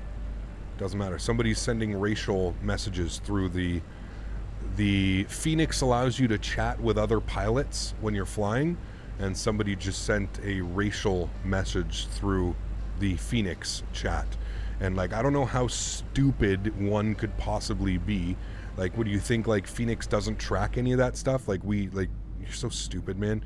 Like we know who you are when you send those messages. We know who you are. Like you're telling you, man. These people, like if they had half the brains that they had, that they would put into half of like what they do trolling, maybe they would get somewhere in life. It's truly astonishing, man. It's seriously astonishing. It's unbelievable how stupid people are, man. It's just wow. Isn't there just a Hoppy, not Fenix? Nope, that's through the Fenix, man. That is through Fenix. It's not through Hoppy. It's done through Fenix, therefore it has to go through Fenix. Yeah.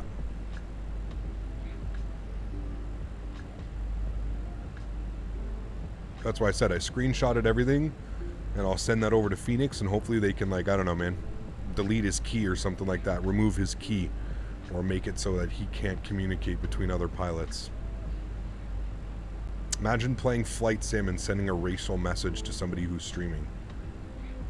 I don't know what the fuck happened to this community over the last couple of years, man, but it's sometimes it truly astonishes me, man. It really just blows my mind, man, that there's still people like that out there. It's the same people who ask to name a country in Europe. Yeah, of course, man. Learned something new. I thought it was just for online flying? Nope. Hey Cap, just started your descent. Nice. Awesome, man. When you buy the PMDG 7.3, did they send you a download email? Yes, correct, Cam Britannia. Yeah. They do. And then you click it, and then you have to do like some like reCAPTCHA thing just to make sure that it's you, and then should be able to download it directly from their thing. It's the internet and society is changing. Nah, I don't think that's an excuse, but I don't doubt it. But yeah.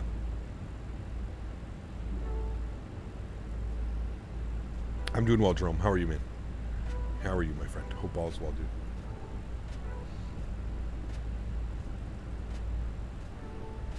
Thank you, Robbie. Appreciate that, man. Thank you. Yeah, most of these people, I wouldn't consider these people part of my community at all. These are the people that try and disrupt communities, right? They have a hard time seeing somebody being successful, so they feel the need to try and poison whatever they can, right? Whatever they can. Flight Some Life, take care, man. Thanks for the 5 gifted subs earlier, dude. I hope you have a great day. Cheers, man. Just give me a second, guys.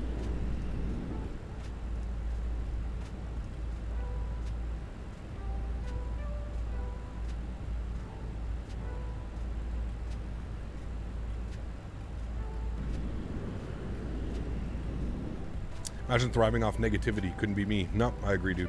I agree. Cap, are you doing the return flight? We are, Lonnie. Yeah, we are, man.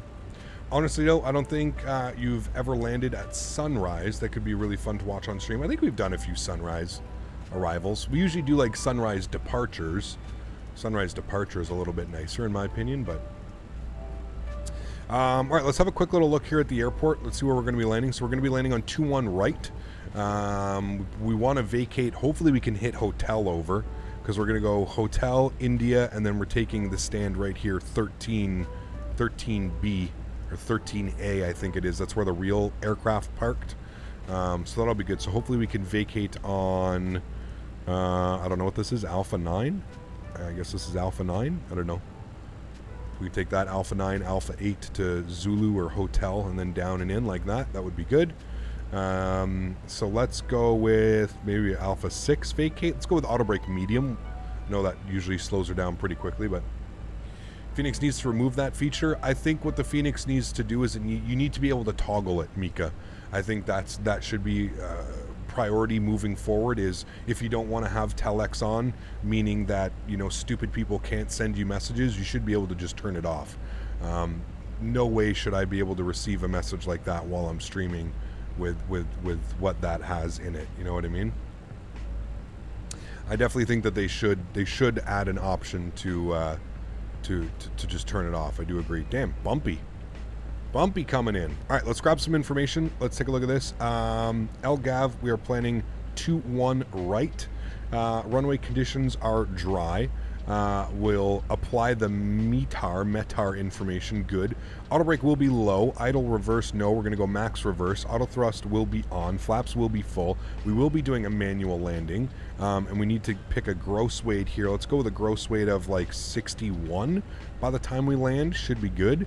So we'll plug that in here. We'll go 61.0 and we'll enter that. And then we should get our stopping distance. It says 6,800 feet. With auto brake medium, so that's good. 6,800 feet. That should definitely get us off at Alpha 6, maybe Alpha 5, but definitely will probably be good at Alpha 6 with medium auto brake. So we'll do that. We'll plan for that, guys. I'm living my dream as a flight student at Embry-Riddle. College is so fun. Wake up and fly, and then I go to aviation-related classes. That's awesome, dude. Try to butter this one out, Captain. Oh, baby. I drank way too much last night, and I don't want to have to reach for the hot lunch bag. Uh-oh, that's not good. Huge no floaties to you, man. Thanks so much for your support, sir. I appreciate you, man, as always. Thank you. It's cloudy here, but with the mountains, they make it so much better. Yes, absolutely. It's not too cloudy, though. I'm not really seeing any clouds. It's got a beautiful moon over there, though. Looks absolutely awesome. And LGAV for noise constraints, 31 left, 21 right is for takeoff runway, only between 2300 and 7 and 15 and 18. Every other day it's used for landing with rare exceptions. Got you. Okay, interesting. It's cloudy here, but with the mountains, I got that one, sorry, Aviator. But to remove the feature because of racist trolls would let them win. Well, that's what I'm saying. I'm not saying remove the feature. I'm just saying make it an option. Just like how they thought about, if you launch the Fenix launcher, you'll see at the top they have a streamer mode, and when you have streamer mode on, it hides your name and it hides your serial key. They should just offer the same thing. That's all I'm saying, man. They should just offer the same thing when it comes to like the telex messages, because this person is just repeatedly sending me racist message over and over and over again. If you look here, he's sent me another message, and I can promise you if I go and look down, it's probably filled with a bunch more racial slurs. Just the way it is, man. It's the way it is. Who knows, dude? Who knows, man? Do you have the right runway? We're selecting, yes, 21 right is what we're selecting for our arrival. We should be good.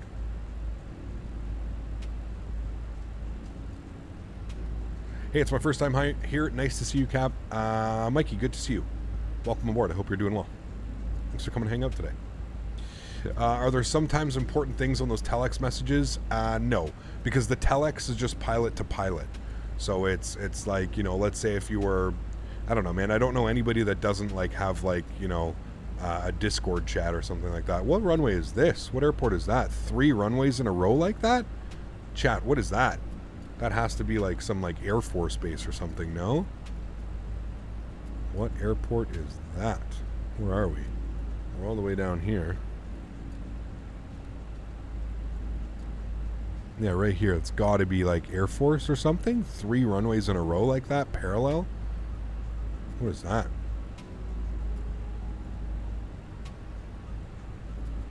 That's crazy. It's got to be for military or something like that. I don't know if I've ever seen 3 runways in a row like that. Oh, it is an Air Force base? Got you. Perfect. Yeah, that's what I had figured, man. It's rare that you would see 3 like that in a row.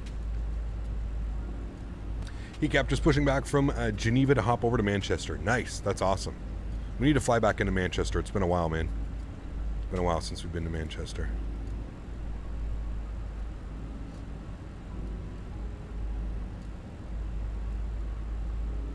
Yeah, I agree, pilot. I agree, man.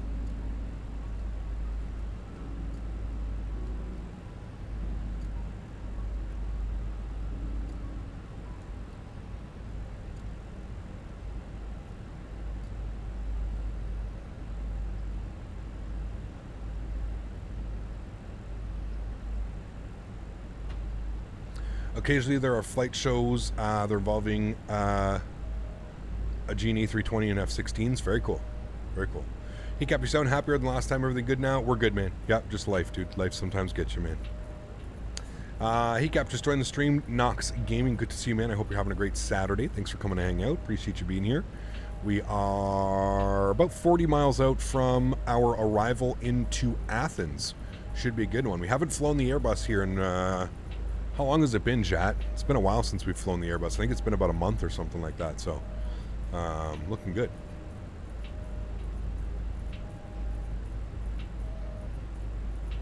Just in time for landing. You are, Drax. Good to see you, man.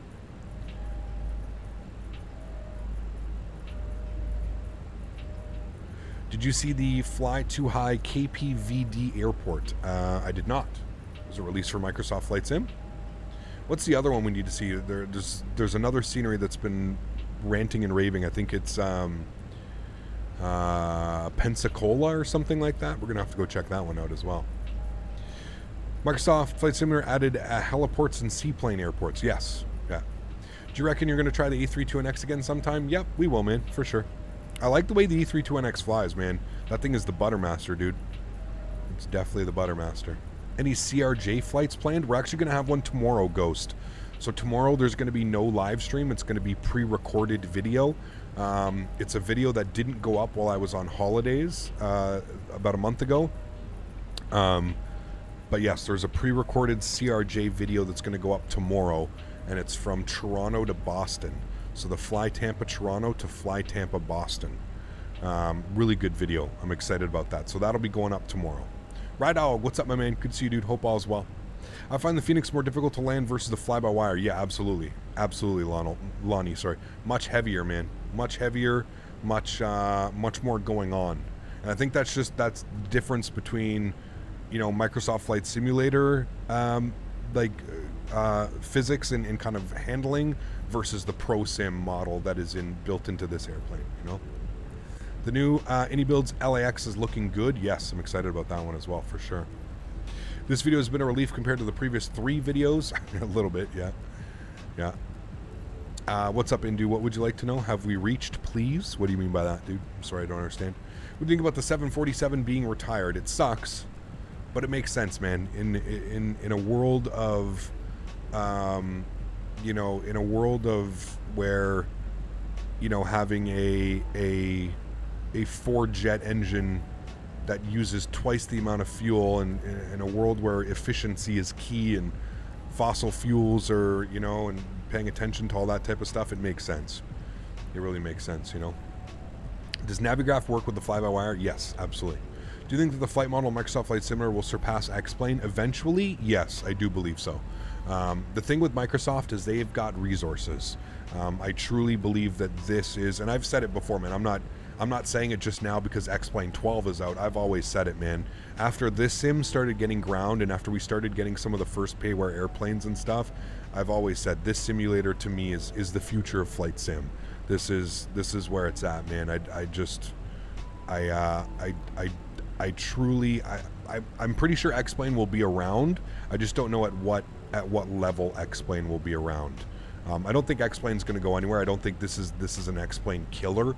I think there will always be a market for X-Plane. There will always be, whether it be commercial, whether it be mobile, whether it be home simulator use, I'm not sure, but we'll have to see. Look at that. That is stunning. Wow. I love the combination of like white lights and yellow city lights and stuff. It's one thing I love about Microsoft Flight Simulator and its night lighting compared to X-Plane. X-Plane night lighting is good, but X-Plane night lighting doesn't do this where they kind of mix in the, you know, the white lights with the yellow lights and the street lights and the city lights. And this is one thing I love about Microsoft Flight Simulator is the nighttime, man. They absolutely nailed it. Not only that, there's like some nice like ambience going on right now, you know, with the moon lighting up the water and the sky the way that it is. You don't get that in any other simulator, you know. You really don't, man. Rick, what's up, dude? Good to see you, dude. But is the X-Plane flight model even better? Microsoft weather is so much better that you can actually need to fight with the plane sometimes. X-Plane stalls are over-exaggerated as well. Yeah, I don't know, man. I don't fly in the real world, so I can't really put any rumor. I can't, you know, tell you if that's true or not. But I'm going to go on. I'm going to actually bring the speed back. I don't know why it's trying to do that. I'm going to bring my speed back to 210. I've got ground spoiler out. Yesterday when I did my practice flight, it put me up a little bit too high on the approach. So I'm just going to make sure that we get ourselves down in time here. We've got ground spoiler out. Everything's looking good. I'm going to pause the music. Music paused. Good. We'll go and turn the sounds up in the sim. Get fully ready for our approach into Athens. I'm just trying to make sure that the airplane is going to be low enough. I don't want to have to dive bomb onto the approach.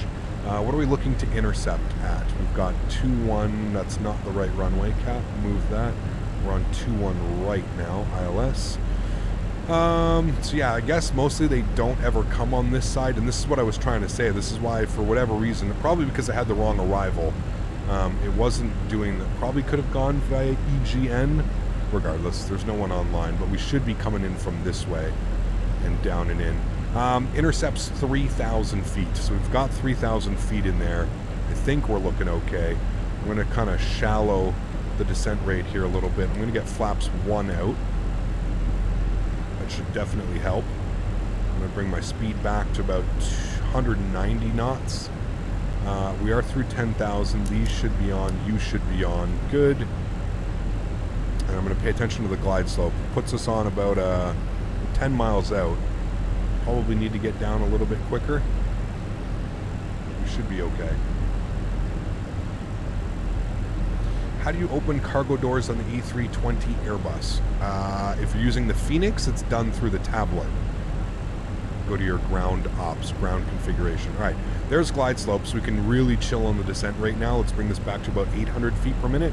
Speed will dial itself back as well, so we're looking good there. If I come down here, okay, we're already in land phase, so that's good. All is swell and well there. And we're making our right turn. As soon as I see glide slope come alive, or sorry, localizer come alive, I'll engage the approach mode.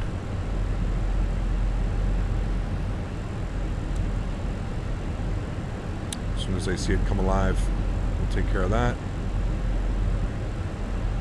Should start swinging its way over now within the next 10 seconds or so.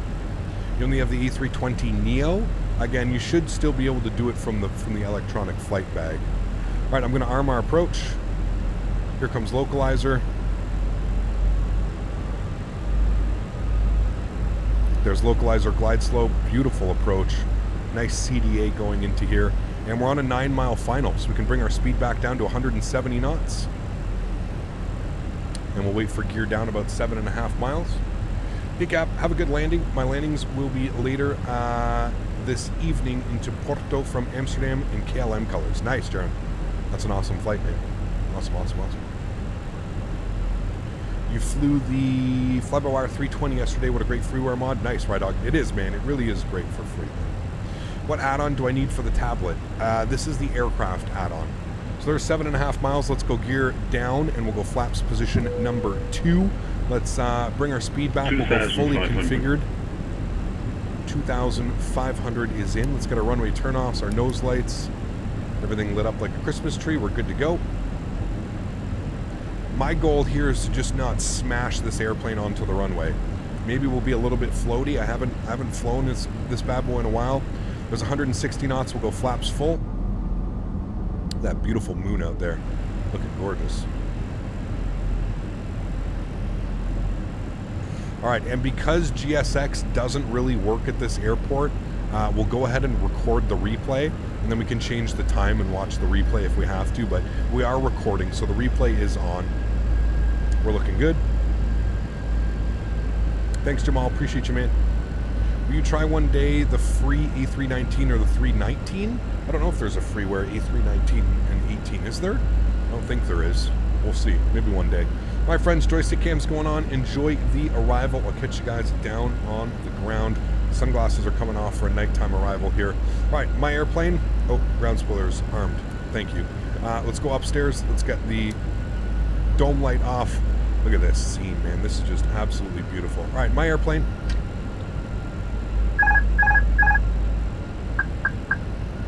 Beautiful. All right, landing checklist. Gears down, 3 green. Flaps are full. Ground spoilers are armed. Auto brake is set. Cabin crews advised. ECAM memo. No blue. Time to put this bad boy down on the ground. Let's get our charts open here as well. Thank you. Let's get our ground charts open just so we can see where we're vacating. Beautiful. Looking good, chat.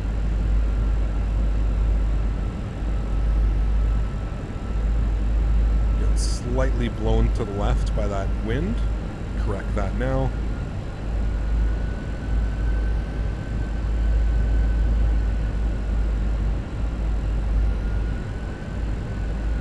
A little bit of wind over these little hills here coming in. I believe that's normal. 400. A little bit of bumps.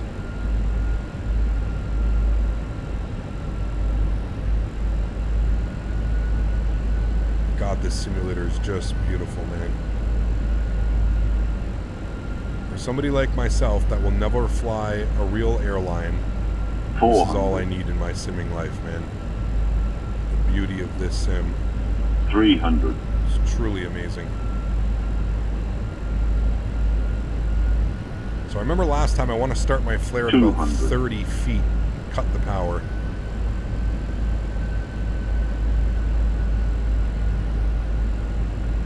$100.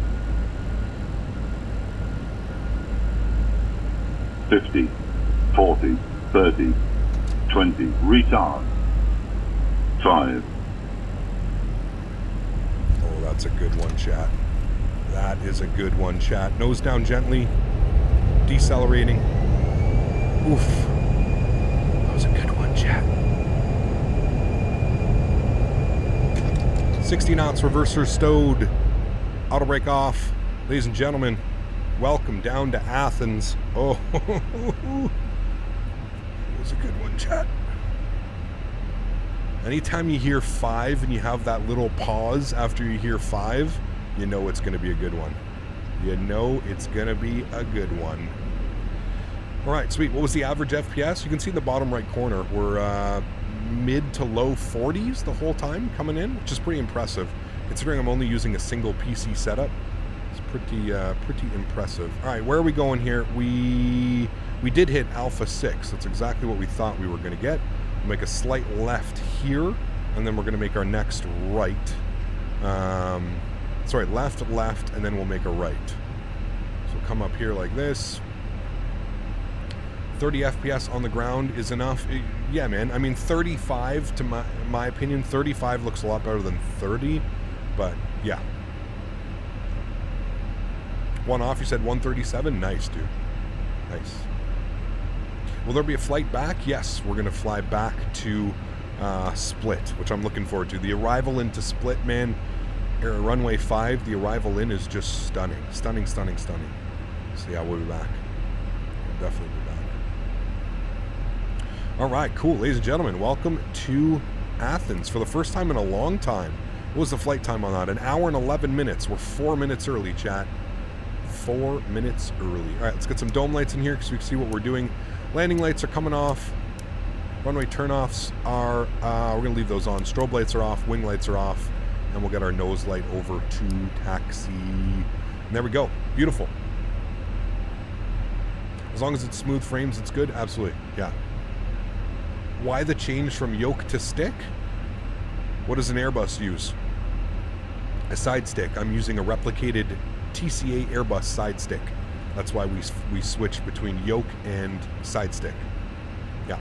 Right. I wanted to get a nice view here. Flaps and spoilers. I don't think we're going to see anything anyways. It's too dark right now. But flaps and spoilers are going clean as well. Let's go with the EPU master start switch on. Good. Yes, flaps are going up. I always like to do a nice little thing. I like to show when the flaps and spoilers are going clean. Do you think Microsoft Flight Simulator is more CPU or GPU consuming? In its current state right now, more CPU. Hopefully that gets fixed with Sim Update 10 and DX12. Hopefully that's going to kind of disperse the load of the simulator. All right, so here we go. We're on hotel. We want to make a left onto India and then a left onto Echo. And we're going with the first stand. It should be 13, Alpha 13 is what we're looking for. Just bought the Ibiza scenery from Any Scenes doing Rotterdam to Ibiza. Nice, Danny. It's beautiful scenery, man. Beautiful scenery. You're going to love it, dude. Yeah, for sure. Hey, Cap, just landed with a 231. I don't know why, but the 320 is not a butter machine, which kind of sucks. So, Aviator, the one thing that I've noticed about this airplane, cut the power at 30 feet and start your flare. Obviously, different conditions call for different circumstances. Ooh, going over a nice bridge. I like how they actually built the bridge, and it's not just like an Asobo bridge, where the bridge and the roadway just go in between each other. Shame on Asobo, man. This scenery is actually really nice. This is version 1.4 of this scenery.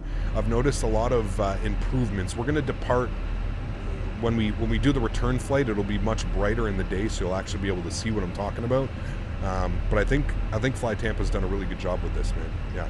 DX12 always targets your GPU and frees your CPU, so it'll run more smooth. Awesome. Yeah. Great. Happy to hear that. I do a replay when crossing the bridge. Do a replay while crossing the bridge? Well, we've been recording the whole time. We should be good. I'll actually stop the recording now. We'll get to that in a second. I've actually seen beta tests from Sim Update 10 using DLSS, and they gain more than 10 FPS on average. Yeah, I mean, it depends, right? I think it's the combination of DLSS and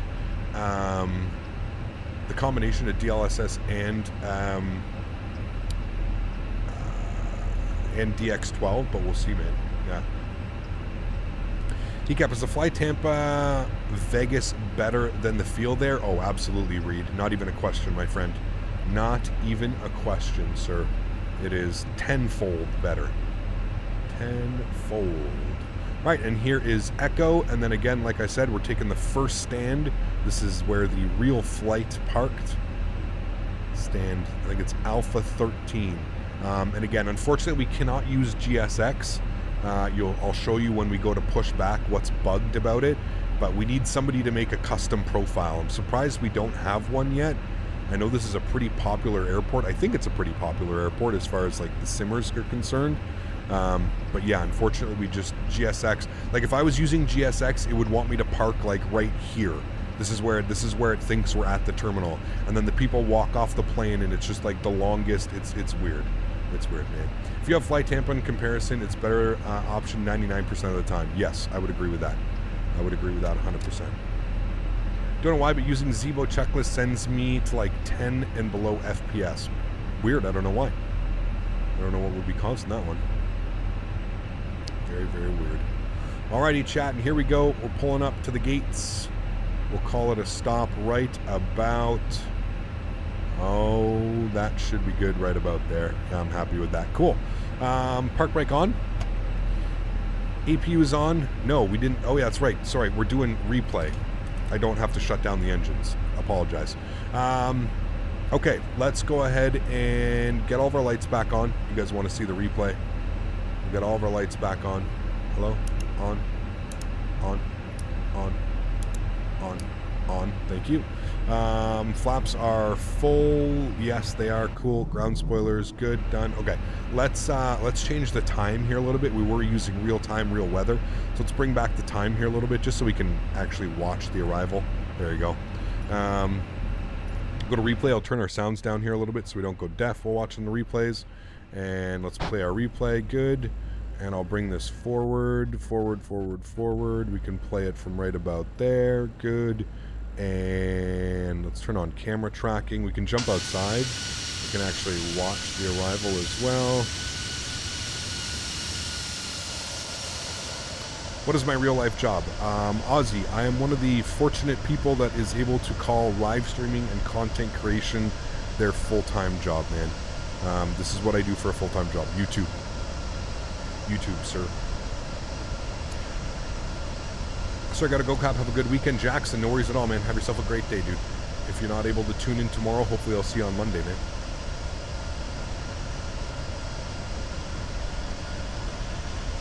Don't pay attention to the pappies either. We were too white, too red coming in. It's just because of the camera. If I move the camera up, you'll see the pappies go up. Just the way that it bases it off your camera eye. So there's 30 feet. There was the flare. 1,000 footers. Oh, man. That was sexy, chat. Dead on that center line. Oh, my. That was one of those purdy ones, chat. That was one of those purdy ones. Those are the ones you write home about. That was sexy. That was sexy. That should be lower than a 100, probably. Again, remember what I was saying about Microsoft Flight Simulator and the way that it does the landings? Anytime you're landing on a downslope, the landing rate is very much exaggerated, and it's kind of the opposite. Anytime you're landing on an upslope, you'll get like a -20, a -22, but landing on a downslope, you'll get like in the hundreds, usually even 200s. We did a big test on Burbank actually last week about that. And Burbank is one of those airports where it has a downslope, and no matter what you do, you get a landing rate of like, 500-600 feet per minute. It's just one of those things, man. Yeah. Have you had any issues with memory leaks while flying? No, I haven't. Happy for you, man. I live by your passion. Beautiful. Thank you, Ozzy. I appreciate that, man. Thank you. God damn, chat. I don't think that could have been better. I'm going to be real with you, chat. That was absolutely sexy on all levels, my friends. Sex on all levels. One thing I hope Fenix does is make the wheel struts get pressed when the plane touches down. They do. Ben, you just actually, it's an Airbus, right? You have to remember, Airbus is far more, what's the word I'm looking for? Not sturdy, but it's firm. Same as the wings. Like there's a lot less wing wobble and wing shake in an Airbus. They're just built differently, right? The gears do get compressed, but you have to be like upwards of like 350, 400 probably foot per minute for something like that to go through, But yeah, they do a pretty good job, man. They do a pretty good job.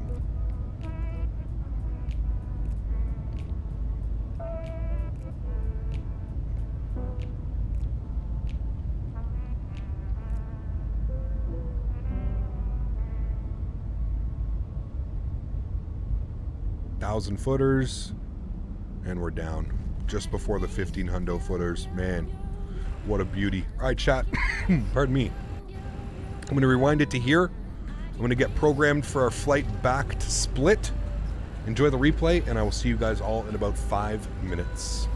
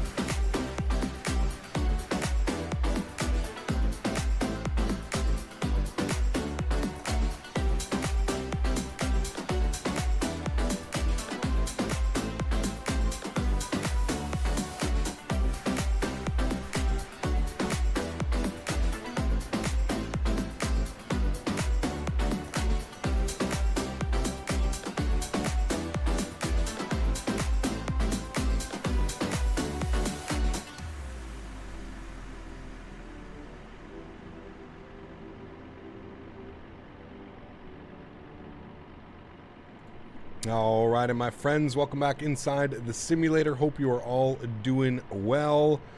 Let's get ready to rock and roll. We're flying back to Split. Should be a beautiful flight. I'm very much looking forward to this one.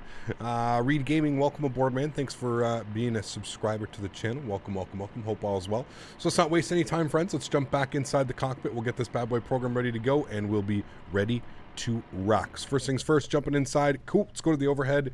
We're going to go with our external power. Get our battery switch 1 and 2. So get some dome lights in here. It is early morning. I think it's like 5:45 a.m. or something like 6 a.m. or something like that in the sim. Adir's left side, right side, and center. Crew supply can come on. Nav and logo lights come on. Master start switch on the APU will go and arm our no smoking, and we'll arm our emergency exits as well. Let's come down here to our electronic flight bag. Let's start loading up the airplane first and foremost. So we'll go to the Fenix tab. We'll get it to load up our flight plan, import from SimBrief.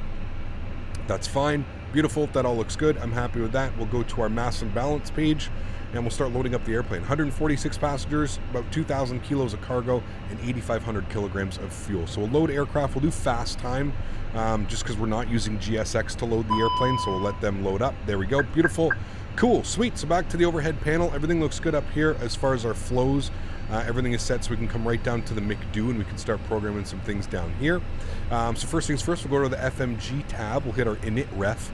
We'll go ahead and clear everything out here. Beautiful. And we'll go ahead and do our init request. Had no idea there was a stream today doing an extra long shift. I just noticed.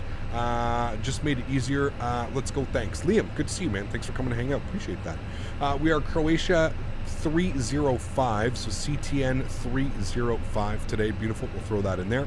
We'll do our IRS in it. We'll confirm on alignment. Good. That's all set there as well. Wonderful. Let's go to our flight plan page. We're going LGAV departures. We are departing out of 21 left today. We are going to be on the Core 1 Foxtrot departure. Core 1 Foxtrot. There it is. And we'll go ahead and insert that. Beautiful. Now into Split today. This is where it's going to get a little bit tricky. Let's go ahead and check what the METAR is. I noticed that when we were departing, we had a pretty gnarly tailwind. But let's see what we're going to be doing. You're slowly approaching your top of descent. Nice. Awesome, man. So into Split today, the weather is, we'll see if Nightbot reacts. There we go. We've got winds 230 at 5 knots. So 230 at 5. I think what we're going to do is we're actually going to plan for the RNAV runway 23. So if I scroll up here, there is only one RNAV into there. Correct. So we're going to do the RNAV 23. We're going to be on the, I had it opened here. We're actually going to go to the approach. We're going to do the RNAV visual runway 23, and it's a nice circle to land. So this should be really cool. So we're going to take it via Lacasse is what we want, but we're going to be on the SEPA 1 uniform. Let's see if that's available in my list. The SEPA 1 uniform. It's not. So let's take the SEPA 2 Juliet, and then we're going to do Vias, and we're going to take Lacasse, and we'll go ahead and insert that. Beautiful. We'll scroll through our flight plan here in a second. We'll just make sure that everything looks good. QNH was 1011. Again, you see it didn't save it. I don't know why it's not saving these. It's not saving the callouts. Oh, it saved the callouts this time. It's not. Okay, it saved all that. But why is it not saving that? Save. Linked. I don't know why it's not saving that. It's the only thing it's not saving now. But okay, now if I move this, it should be set. Yes, 1011. Okay, cool. Sweet. All right, cool. So all of that is set. That looks good. I'm happy with all of that. That should be good for our departures. Let's go back to our NITREF page today. Cost index on this flight is 35, and we're going with a cruise level of 36,000 feet. We'll throw that in there. Good. We'll go to our second page, and we're just going to wait to punch in some information now. We just have to wait for the aircraft to be fully loaded. Gonna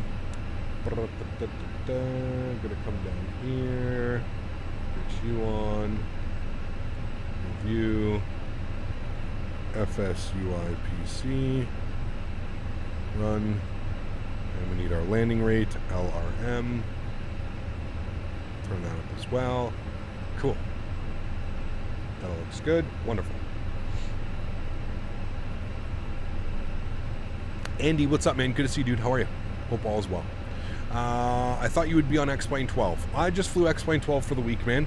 Not much you can do in it right now. There's some major updates that need to go on Commander Fox before I'll move forward. If I was interested in doing any type of like X-Plane or anything, I would honestly just move to X-Plane 11. I still feel like that's the better option right now. Yeah, at least until the big updates get done. Vlad, good to see you, man. How are you? Thanks for coming to stop by. Appreciate it. Guys, remember, if you haven't done so, please don't forget to smash down that thumbs up button. We were going for 300 likes on today's stream. 350 if we can do it. But let's start off with 300. Appreciate everybody being here today. At least 300 for that last landing. The landing into Athens was just, oh my goodness. That was some proper chef kiss in chat. That's what that one was. Hello, Cap. No disaster drops your way on this flight. Hopefully not. Nope. Cap, do you use high-resolution textures options in the Fenix? I think I use, is it balanced Corrales? Whatever the middle one is. I don't use the high-res. No, I use the balanced ones. Don't forget to cage the backup artificial horizon. Yes, we will get that. Thank you, AJ. I'm almost at top of descent for landing in Porto and KLM colors. Nice, Darren. Enjoy your flight, man. Should be an awesome one. What pack is the Croatian Air? What do you mean, Rick? It's just available through the Fenix Livery Manager. If you have the Fenix, you'll know that you have the Fenix Livery Manager. It's everything's available through there, my man. Everything is there. And we're just waiting for the airplane to load now. I'm just waiting for it to load up. Not the screen resolution, the cockpit textures high option. I don't know. I can probably check for you. Bear with me here for a sec. I can turn that back on. I can open up the Fenix. I think the Fenix tab is already here. It says working on data. Display quality. I think it's balanced. What are your options? Can you? I can't tell. It's not showing me right now what the options are. What are your options? And I can tell you exactly what I have mine on. I think I'm running it on whatever the balanced option is. Whatever that one is. That's, I think, what I'm running it on. I think Flight Stim still has it at the moment. Oh, absolutely, Warren. I don't think it'll ever go away from this. But hey, man, we got to be optimistic, right? Got to be optimistic. Not the screen resolutions, the cockpit resolutions. Yeah. Alias, anti-aliasing, how much? I think I have it at 4 times, 8 times maybe. I can't remember. High-end preset, Luca. So whatever that is, man. High-end preset, clouds on ultra, trees on low. That's what I have. High-end preset, clouds ultra, trees low. There's a text with high-resolution cockpit textures, which you can just tick. Okay, I don't have that ticked then, Corrales. I do not have that ticked. No, I don't. How we doing on the boarding process here, folks? Ooh, we're almost loaded. Okay, cool. We're almost there. We can start spooling up the APU now. Let's go ahead and start that bad boy up. We'll jump outside. We'll give that a listen. Yeah, requires more VRAM. Gotcha. Yeah, no, I don't have that ticked. I do not have that one ticked.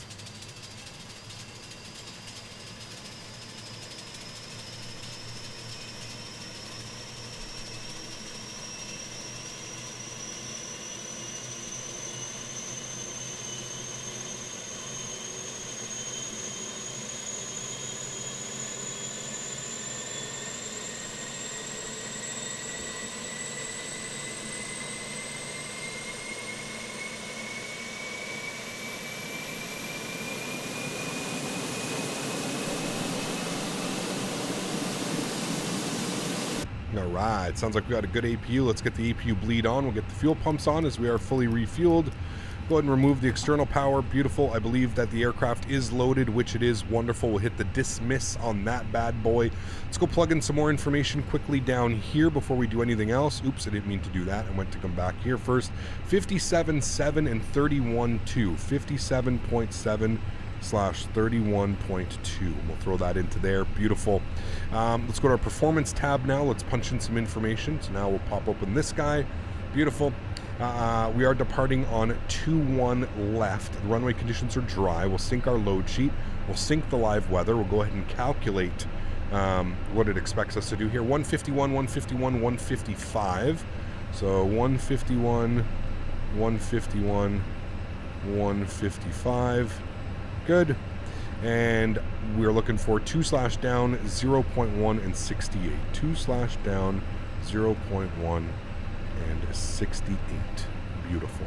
That is done and set. Wonderful. Now, what I was saying about GSX. So if you go to GSX and you open it up, you can see here it doesn't even think we're at a gate. So I'm going to go to Alpha 13. The requested position is already assigned to yes, another I would like aircraft. to do that. Request follow me. No. I want Swissport. Okay, there we go. And then what I need to do is I need to pop this back open and just warp me there. And you can see this is where it wants me to be. This is the, for whatever reason, so like I said, we need a custom profile for GSX for this one. But yeah, so what we're going to do now is we're going to go prepare for pushback and departure. Departure clearance has been requested. We should hear our gear pin gentleman right here, which he's coming up. Beautiful.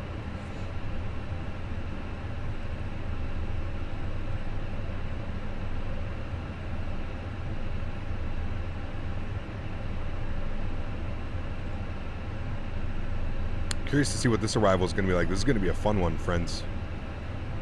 This arrival into split. This is a pretty cool RNAV. It'll be awesome. It'll be cool to see if the V deviation picks everything up properly. Hello, Captain. We are ready for pushback. Thank you.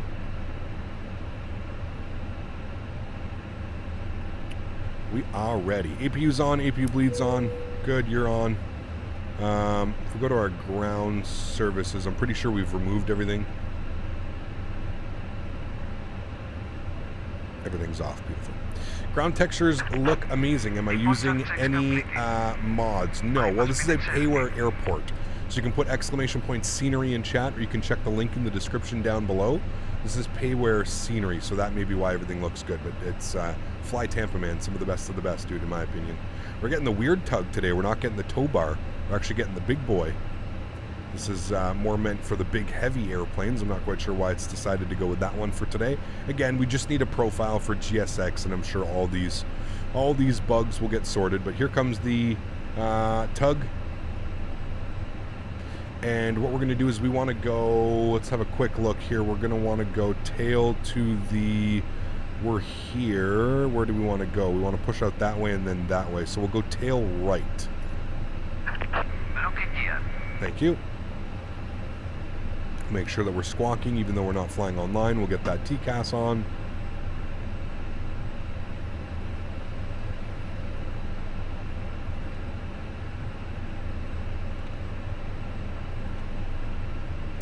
No messages received yet. That's fine. Hello, Captain. How are you doing today? Jamie, I'm doing well, man. How are you? Good to see you, my friend. Here comes the nose. Release parking brakes, please. Park brake is released. Thank you. All engines clear. All right, cool. Start at OE. Wonderful. So, engine mode selector to the start position. And we'll go ahead and spool up engine number... Oh, hold on. Don't pay attention to that. Everything's... Got to get everything up.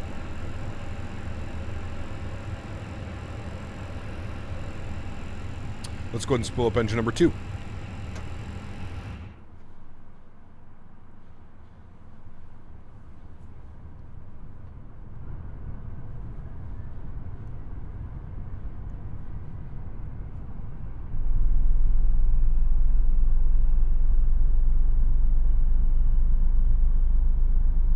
Still at flight level 340. Oh, you'll start your descent soon enough, right?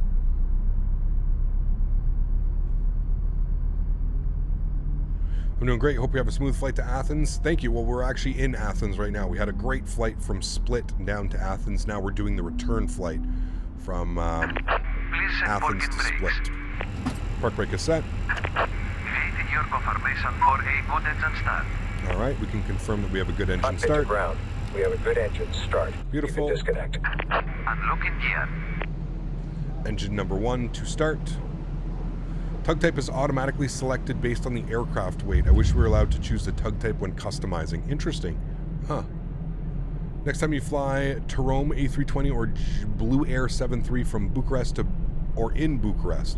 I'm not sure, Paul. You'd have to go over to the Discord, man, and please throw that in the suggested section of the Discord. That would be absolutely awesome, man. That way you can actually remember it. Appreciate that, man. You have a great flight to Split then? Thank you. Yes, we will. It should be awesome. Tow track disconnected. Bypass be removed. Left is clear. Right is clear. Alright, we got 2 good engines. We've got a good tug. He's now driving away. Alright, cool, good. Both of them are in the available. There we go. We've got available on engine number 1. There's the gear pin. He's going to show us here in his hand. The gear pin. There you go. He's got the gear pin, so we know we're good. Beautiful. Engine mode selector back to the normal position. Let's go flaps position 2. Let's arm our ground spoilers.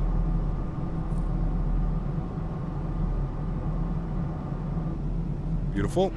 We're looking for a trim value today of down 0.1, so we'll throw that in right about there. Let's go to the overhead. We'll make sure that beacon lights are on. We can get the EPU to the off position. EPU bleed comes off as well.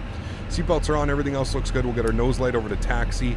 There he goes. He's leaving us, so we can go ahead and release the park brake, and we'll go ahead and taxi ourselves over to runway 21 left for departure.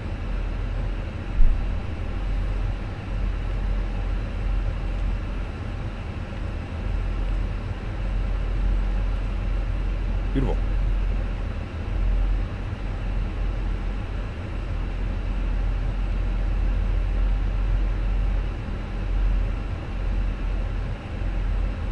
We're making 2 lefts here.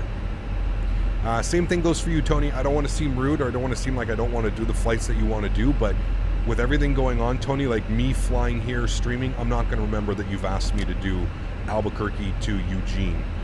So if you could head over to the Discord, if you could throw that into the Discord, that way I have like an actual, when I'm looking through the suggested flights and I'm trying to figure out a flight that I should do, I'll know that you have suggested we do Albuquerque to Eugene. I'm just being honest with you right now, I'm not going to remember that you asked me. I've got trying to stream now and read messages and everything else going on, right? So appreciate you, man. Anybody else that has any flight suggestions, please head over to the Discord. We've got a full page dedicated to suggesting flights and stuff like that. No worries, Tony. No worries at all, man. I know, dude. You see somebody mention it and you get all excited and you're like, well, shit, I want to see him do this. I get it, man. I totally get it. I'm not blaming you guys. It's just I'm trying to be respectful of everybody's flight requests.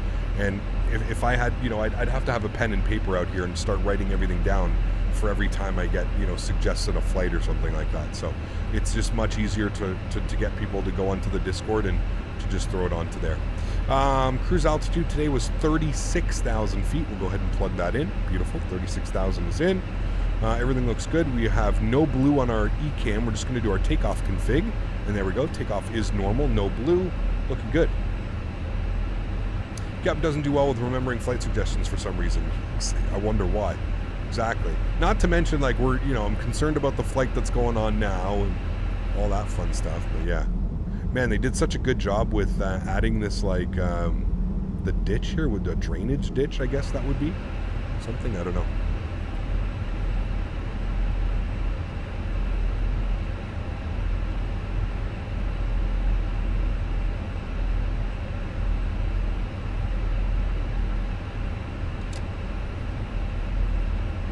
I gotta heat my lunch up after we get airborne, guys. I am hungry.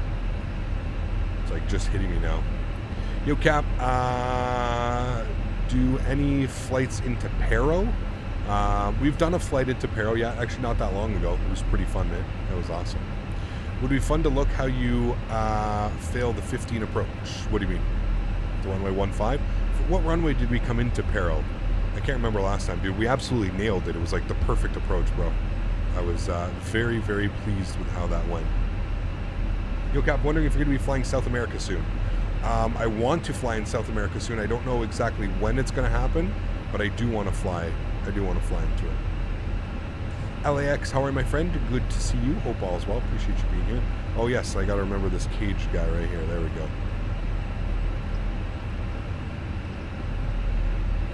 And before chat gets mad at me, let's push all these guys up.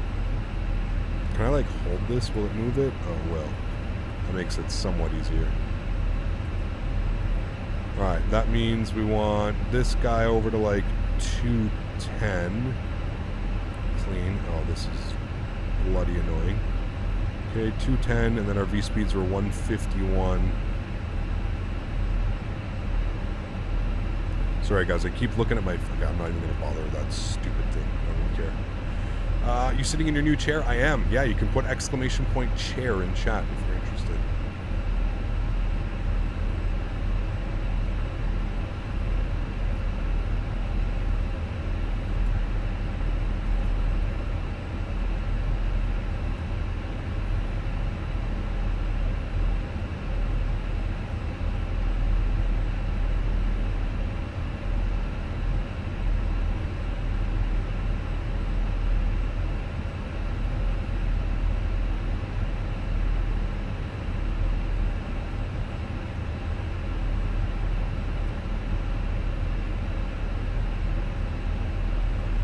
He kept just saying, thank you for working a lot, and you are the little break that makes me smile. Have a great flight.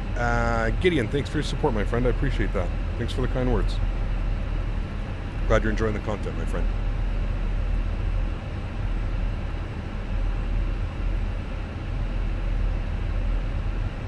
AJ, what's up, man? Good to see you, dude. It's been a while. I hope you're doing well, man.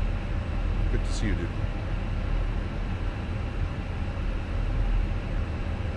You don't see the Fenix liveries? Rick, you should have a livery. It should be a whole other thing on your desktop. It should be called the Fenix Livery Manager, or just Livery Manager with the Fenix logo. That's what it should look like.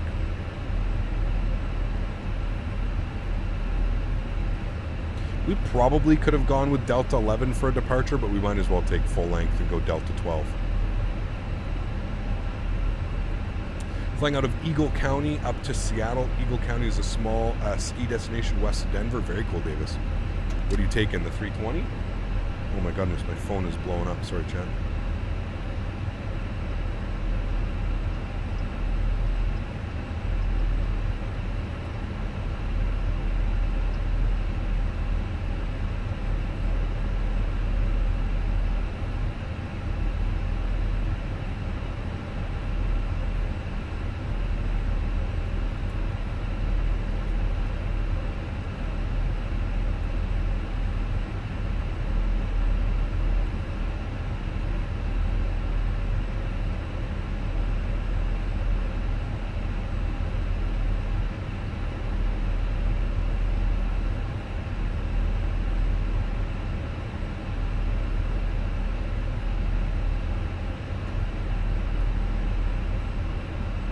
Obsession, hell yeah, man. Hey, Cap, I'm actually heading to Croatia next summer. Very cool, man. Very cool. Pardon me. All right, chat. We're here. Landing lights on. Runway turn off. Strobe lights, wing lights. Again, ECAM no blue. Takeoff config is normal, so we're looking good. All right, let's get it.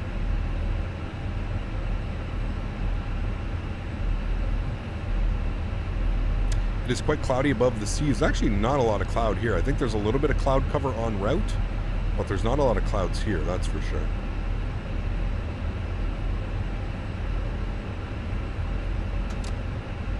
Alrighty, friends, joystick cam is going on. Enjoy the departure. Throttle's up to about 40%. Looking good. Chrono's on. Beautiful. Let's get it. Flex set, SRS. Auto thrust blue. Let's do it. Takeoff power set. Airspeed's alive.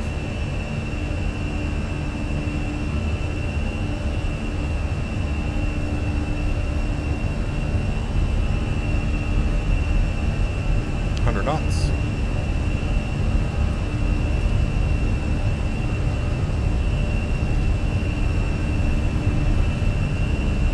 V1 rotate. Positive rate. Gears going up. Follow your flight directors. Bye-bye Athens. Beautiful scenery, man. We will definitely be back. Stunning scenery, actually. Fly Tampa, man. Always on the ball.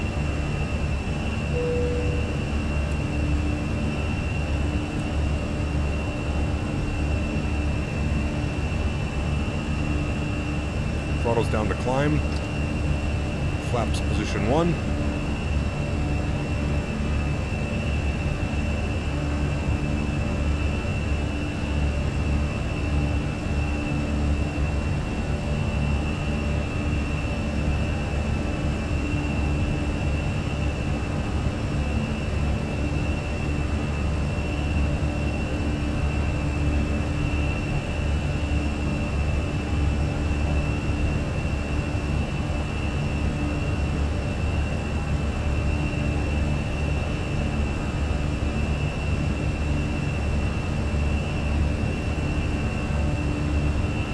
Alrighty.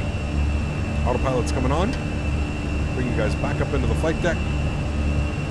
Runway turn-offs coming off, nose lights coming off, wing lights coming off. What I'm going to do is I'm actually going to send us direct to core. Let's go direct, core, insert. Beautiful.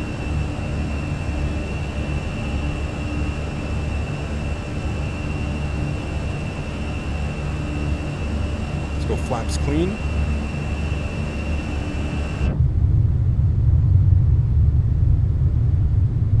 Beautiful departure. Have you been to Croatia? I haven't, no. Athens is such a nice airport. At night you see all the red lights and the wind turbines. Yeah, it's beautiful, man. We just came in here just after the sunset. It was beautiful, beautiful, beautiful.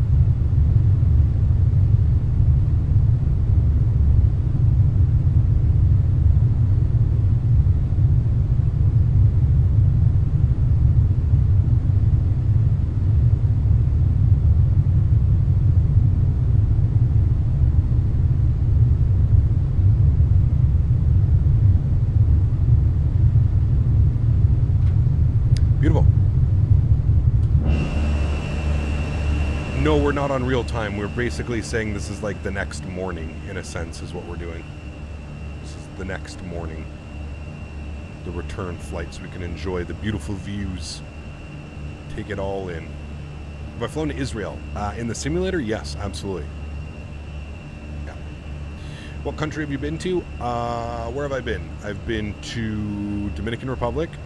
I've been to the US, I've been to the UK, I've been to the Netherlands, I've been to Mexico, I've been to, did I say Jamaica? Yeah. It's off the top of my head, I think that's all I've been, unless like I was way younger. I don't remember going anywhere, but yeah. All right, 9,000 feet, standard barometric pressure. Left side, right side looking good. We're still climbing up. Good. Next is there's 10,000 feet, so our landing lights can go off. We'll get the seatbelt signs to the off position as well. We'll let the flight attendants start their catering services.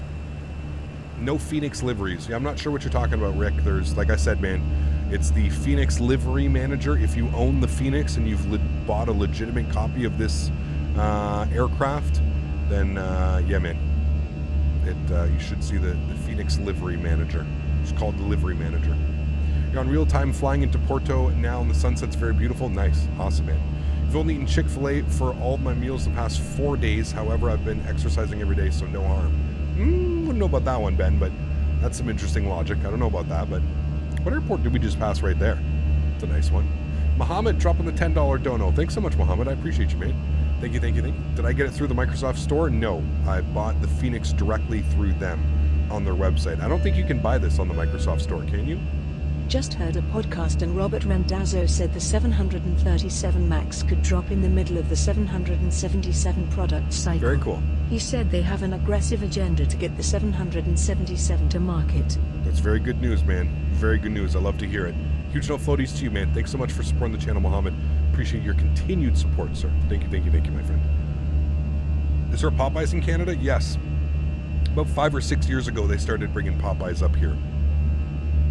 We do have Popeyes. Guys, I am so hungry. I'm getting like hunger hiccups and like burps. Can you bear with me for 2 seconds while I throw some food in the, while I reheat one of my meals? I will be right back.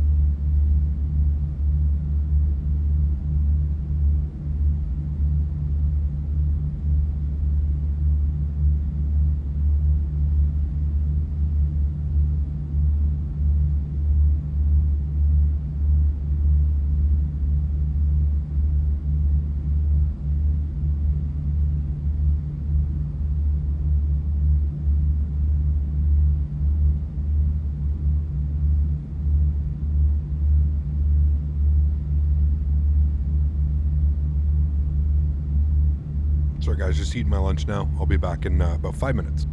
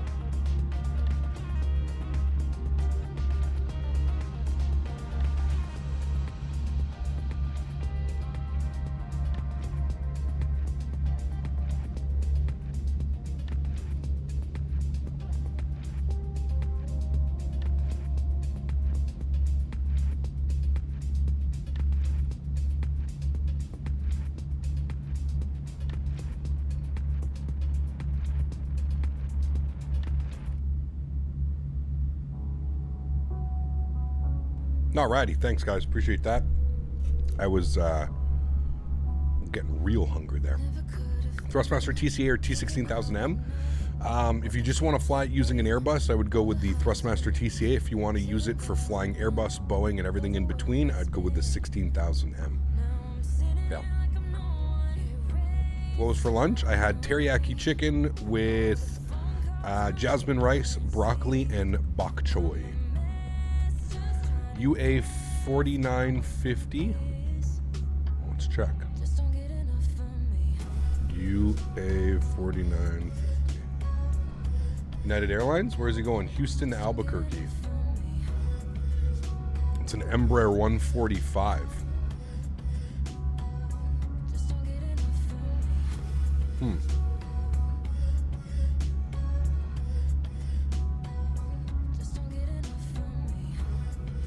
He's almost at UA 4950. Squawk 7700. What does 7700 stand for again? Is that an emergency? It's a 19-year-old Embraer 145. Extra range.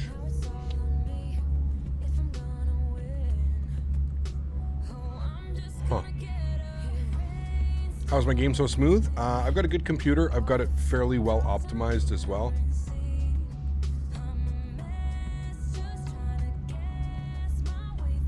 So where's he going right now? He's still at 11,000 feet or 12,000 feet.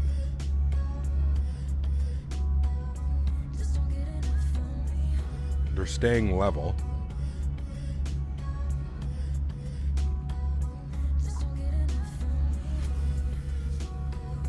How close is he to Albuquerque? Yeah, he's 10 minutes from Albuquerque. He's just over the mountain range. So he's almost into Albuquerque.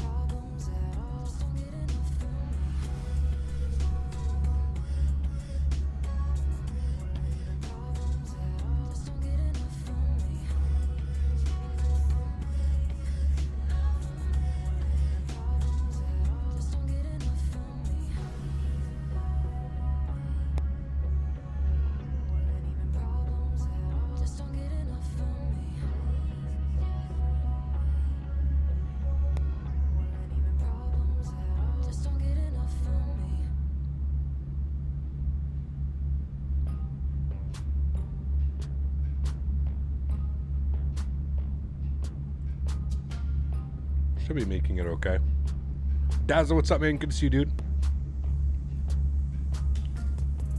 Don't hear anything going on in Albuquerque approach. Huh. Have they said they have an emergency? See, his squawk's back to normal. His squawk is back to 7411. Maybe they had to do like an emergency descent or something? But his squawk is back. Should be fine. Approach just cleared them for runway 26. Did he say like was there any like indication that they needed help with anything?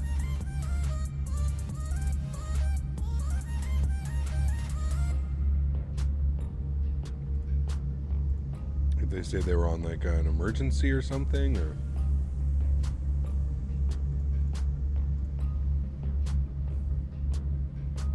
damn, Des, I hope you're okay, man. Sorry to hear that. Hope everything's good, my friend.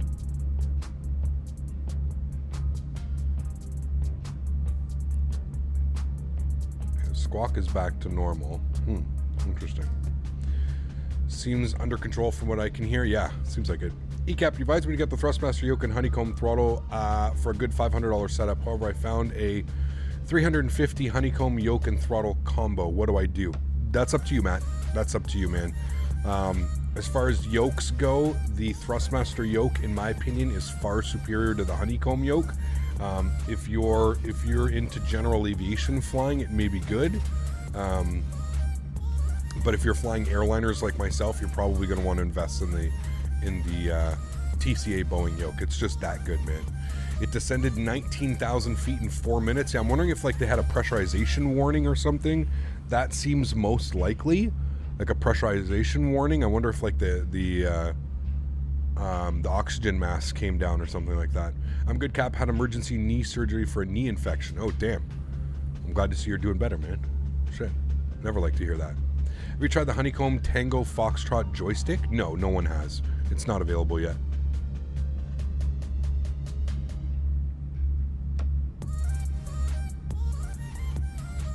They stated how many souls on board? Okay, so it definitely was. Thrustmaster yoke plus the Honeycomb throttle seems like the best way to go. Absolutely. In my opinion. Yeah. 100%. Any updates on the PMDG 73 EFB? We're supposed to get it sometime in September, Martin. We're a good chunk through September. What are we now? We're in September 10th, so I would assume soon. I would assume soon, man. Definitely by the end of the month, I think we're going to get something. Yeah.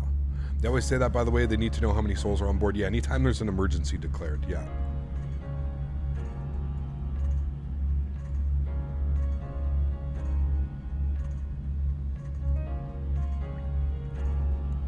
He's now at, what's he at? 10,400 feet.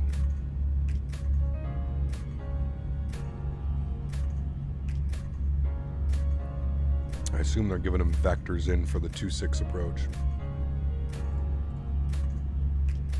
Is the A320 Freeware project still a thing? Yes, absolutely, Ernest. It is, man. You can join their Discord. Just search for Synaptic Simulation Discord. Yeah. Nice, Darren. Enjoy, man.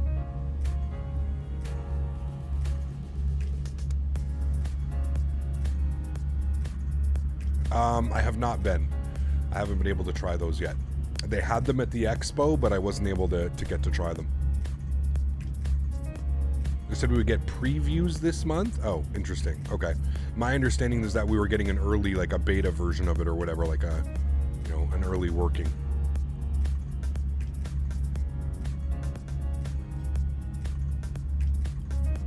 Just as long as the Thrustmaster is good at GA. Yeah, you should be fine, man. Yeah. You about the Thrustmaster yoke, can you love it? Yeah, it's awesome, man. Yeah. It is a pressure issue, almost 100% when you look at the altitude profile. It went straight to 10,000 feet and flew level for a good 20 minutes. Yeah, definitely is. Definitely probably got like some warning or some type of sensor went off, you know? Or the oxygen mask dropped. Something. Right? Yeah, they're getting vectored in right now.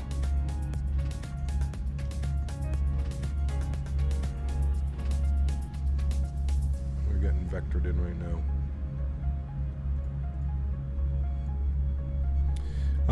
Daweed, how are you, my friend? I'm doing well. The United plane? Yeah, that's what we're all searching it on Flight Radar. Yeah. Remember, guys, if you are enjoying the content, don't forget to smash down that thumbs up button. Appreciate everybody who already has. We were going for 300 likes on today. Hopefully, we've reached our goal of 300 likes. What happened? We're not really sure. The airplane started squawking 7,700. They seem to be normal squawking now. But yeah. We're just coming in for their arrival.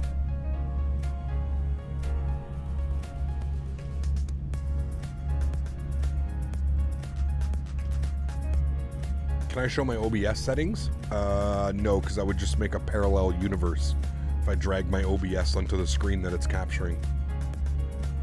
I mean, your OBS settings depend on your computer, Mohammed. Like, there's no, like, you probably wouldn't be able to copy my OBS settings because they're specific to my computer. Do you know what I mean? Like, OBS is one of those things you got to kind of tweak with and play with. What arrival are we planning today? We are planning the Arnav runway 23, the fun one, from Lusal or Lasul. Planning the Arnav. Mind you, all depending on the winds, if they've changed or not, but the winds were definitely favoring that. I reveal one day. I mean, you can just go over to my Instagram or Facebook. See, now winds are variable at 3. We're still going to do the RNAV 2-3 because it's the more fun approach. And it looks like they're down on the ground. It looks like they are down on the ground. Are they down? Now it looks like they've flown past the airport. Did they switch approaches? Are they landing runway 8 or are they landing 26? Or 24? Because now it looks like he's going around. Oh, he's over here. They got to be setting it up. They got to be setting him up for runway 8. Which is weird, though. I don't know why they would send him in this way. Or they're sending him this way and they're going to turn him back around like that. Weird flight path right now. Good for 2.6? Huh. It's an interesting flight path. They're being re-vectored? Okay. He was at 7,500, now back up to 8,900. Huh. So maybe they were cleared for the approach, but they didn't feel comfortable. Inspection pass. Yeah, that could be at Johan. It's a weird one. It's a weird one. He's descending again. See if he makes his turn. It would make sense maybe if he did like the looping turn and then they're going to do the RNAV 26. That would make sense. Why I love Albuquerque, man. I love flying into here, dude. They got some badass approaches. That definitely looks like what he's doing. Looks like he's going to get vectored back around and either go for the RNAV 26 or 24. The last landing aircraft before this one also landed on runway 8, though. You're listening to live ATC. Got you. He still says it's an emergency coming in. Interesting. Very interesting. What happened? We're not sure. The airplane's squawking 7,700 and started descending rapidly. Apparently they lost like almost 20,000 feet in 4 minutes. The paperwork after that? Oh yeah. That's definitely what he's doing though. He's getting vectored back around. That had to have been like an inspection pass or something. I don't know. That's weird. Where's the tower? Tower's here, isn't it? I thought the tower was over here. It may be different. I thought the tower was here. What is that? It looks like a spaceship.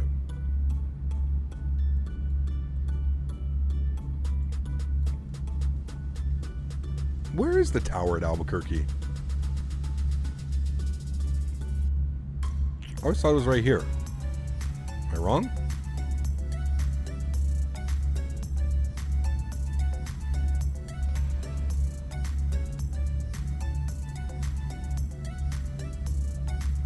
They're at 7,300 feet now. They got to be coming in for the RNAV. Where's this guy going? Southwest's going to Kansas City from Phoenix. Sheesh.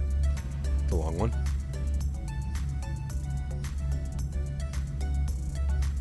Big city, Albuquerque? Yeah, dude, it's huge. Especially like when you think like it stretches all along here, like all the way down here too. Like these are all, you know, this isn't exactly Albuquerque, but when you think about like the greater area, how far it stretches down this river. What river is this, by the way? It's crazy to see how like green and lush everything is based just off this river. Is that the Colorado River? Maybe not. I feel like it is, but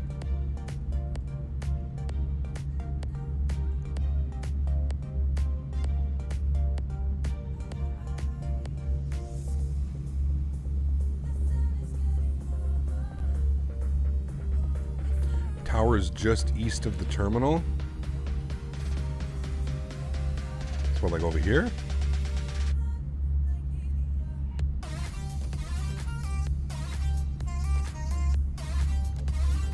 He's going to Denver. He's definitely coming in for the 2.6 RNAV. 100%. What a crazy flight path though, like out and around like that. Cool approach though, man.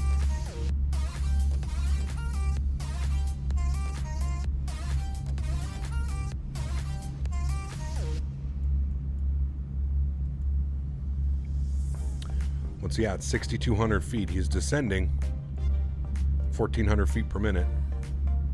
Per Johnson, what's up, my friend? Good to see you, dude. How are you? No jokes today, please. If there were only some sort of chat application you could look at to find the tower. What do you mean? Wait, can you? I don't see a tower. I think it's over here, though. I think it's somewhere right here.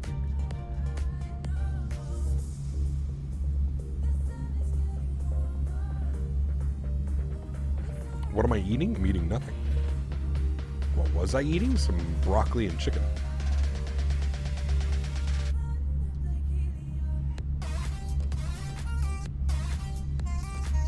So you flew right by the tower? Yeah.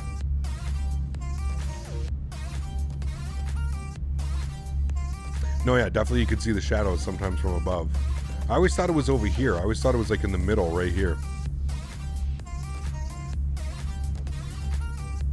What's he at? He's at 5,000 feet, descending at 1,000 feet per minute. Should be coming in now.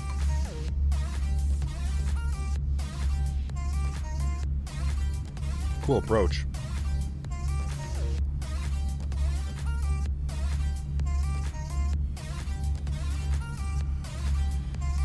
It was really good, Matt. Really good, man.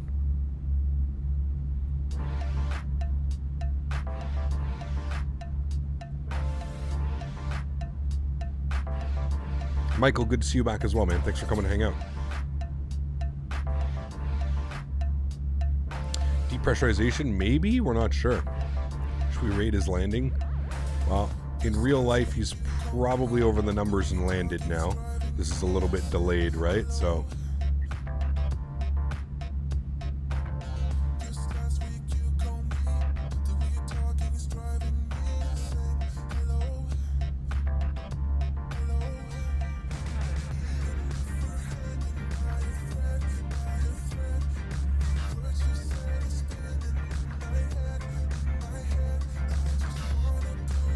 looks like he's down.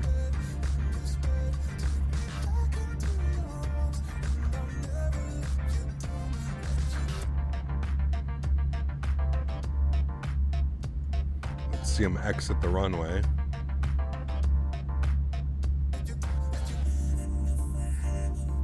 Is he gonna exit to the left? No. Exit right?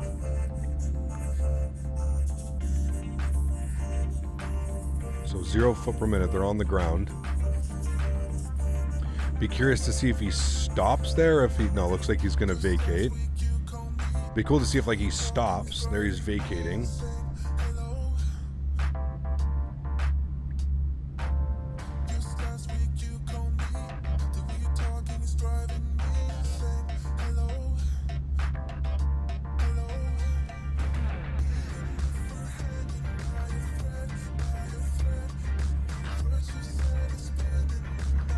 Was there an emergency? Yeah, there was. I'm interested to see if like they stop. If they stop here or if they continue the taxi. Looks like they're stopping. Well, maybe not. Looks like they're moving slightly.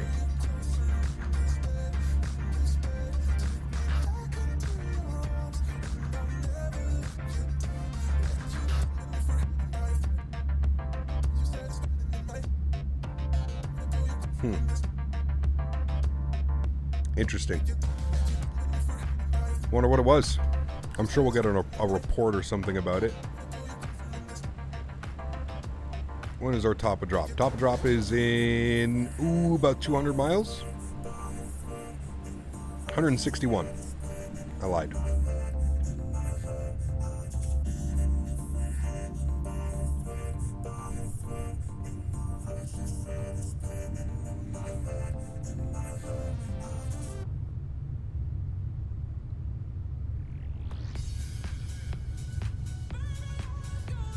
You guys remember the Trevor Jacob things? I do. Whatever happened to that? I never like followed the follow-up of that, but did he ever lose his license? That's what I was curious about.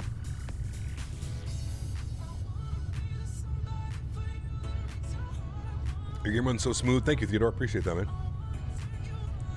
Oh, he did lose his license? Good. Good. All for a stunt, man. All for views on YouTube. That's what's crazy, man. Some people lose the perspective of like real life and fiction and like wanting to get views and wanting to go viral. People really lose the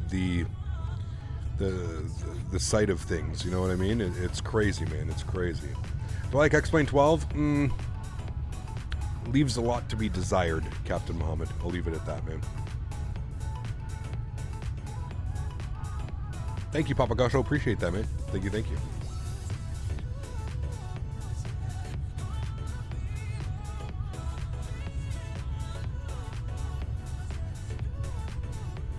But apparently he can reapply after 1 year, however, that is never going to happen. We'll see. We'll see, man. Has he pulled the video, or is that video still up on YouTube? Like the original video that he did about how his plane crashed and he jumps out with his 6 fucking GoPros ready to go recording it. The guy's such a tool, man. Like, come on, dude. Like, that's what I don't understand. Like, how stupid do you have to be to like, to not like think that people aren't gonna be like, come on, man. It's 2022, dude. Like, people are not dumb. People are very like, you know, people are very aware and awake to what's going on around them nowadays. There's also the internet, and you can like literally learn and do research on anything nowadays. Crazy, man. Don't forget the GoPros on the plane. Yeah, true. And then what did he do? He went and got all the GoPros from the plane, and then all about the money. Isn't it crazy how literally everything is about money? I know it's called a cliche, but it's wild, dude. It's wild, Danny. Wild, man. What is my LOD, aka terrain level of detail? Theodore, I run my simulator at the high-end preset. So whatever the high-end preset leaves it at. High-end preset, clouds on ultra, trees on low. That's how I run my sim. Not sure what future of X-Plane will have when we get a 380, a 310, a 777, a 78, and the Embraer series. I feel you, man. I feel you, dude. I totally feel you.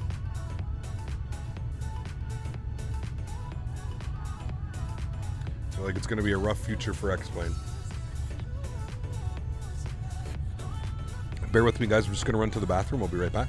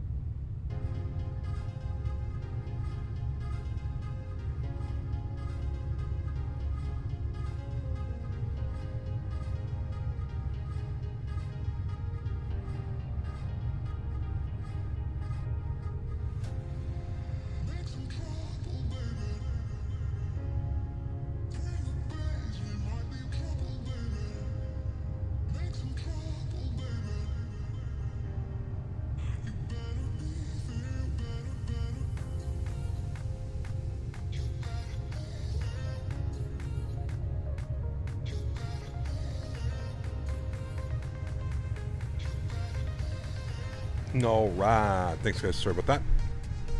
Hello from sunny Phoenix. Joe, good to see you, man. What's the temperature like in Phoenix today?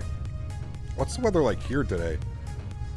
It was hot this morning when I was out with Daisy.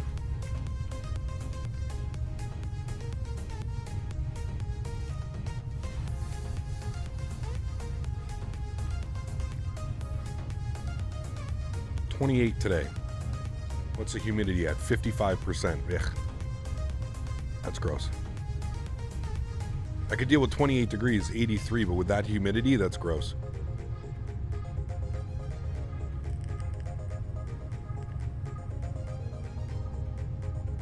What about the UK? Is it finally cooled down? Ah, yes, there you go. 17C.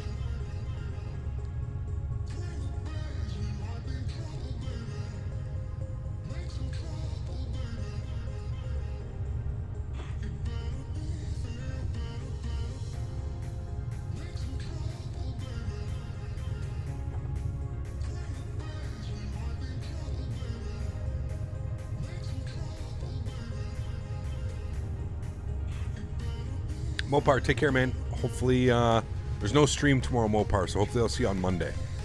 As it stands right now, there's no stream tomorrow. Things may change. The lady's still not even there to start the hay, so I don't know what the hell's going to go on, man. I don't know what's going to happen. Week after that incredible hot week, it has been cool. Okay, got you. Here in the UK, we've got some storms that have finally stopped, but it was hot for so long. Got you.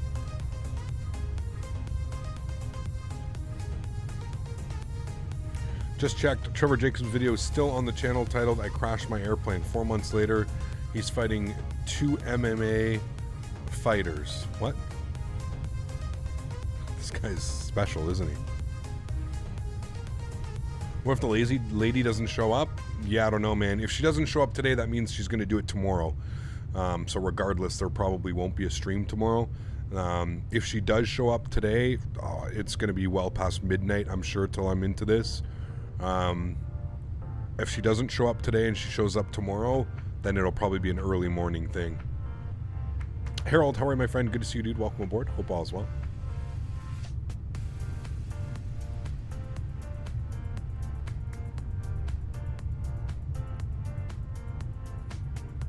Like my hat. Thank you. I'll give you a yes or no for what?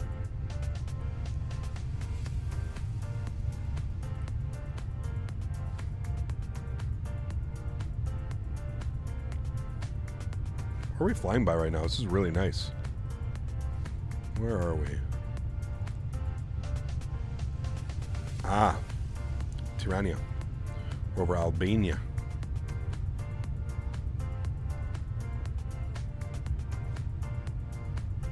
It was 41C this summer in the UK. That's crazy, man. Yeah, that's crazy. That is warm, man. Especially because a lot of you guys, you don't have air conditioners, do you? Like, air conditioning is really not needed.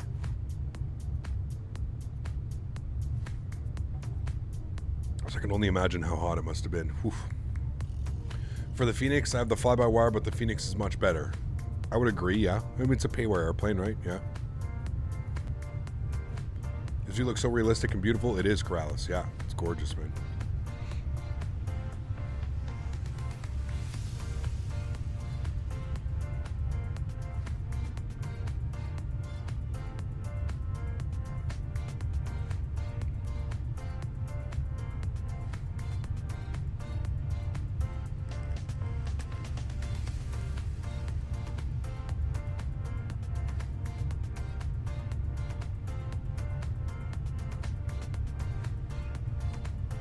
Have you given up on X-Plane 12? No. No. Haven't given up on it. It's just I don't think it's where we expect it to be. Monkey, what's up, my friend? Good to see you. So bad, just fans blowing hot air everywhere, dogs getting heat stroke, not great. Yeah, no, definitely not great, man, for sure. No. I live in North, but it was still 34 to 37. Yeah, that's crazy, Steve. That is crazy, man. That is way too warm. Way too warm, man.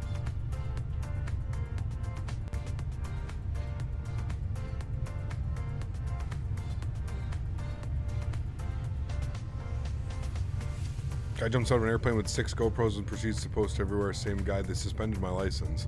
Right? Wild, man. Wild. Why aren't you connected to VATSIM? I got a crazy busy day, man, today. I just didn't want it to go on forever, Andrej. With VATSIM comes traffic, comes air traffic controllers. You usually add about 15 to 20 minutes each way. I don't really have all that extra time. I'm most likely going to be finishing the stream and heading out right after. So yeah. We'll be back on VATSIM on Monday, man, when we're back for our next live. We'll be back. Will you make more Explain Q2 streams? What do you mean? Spectacular flying. Good to see you, man. This seems more relaxed. Oh, 100%. 100%, dude. Yeah. Super excited for the PMDG 737 MAX. Awesome. Very cool. Yeah, should be awesome.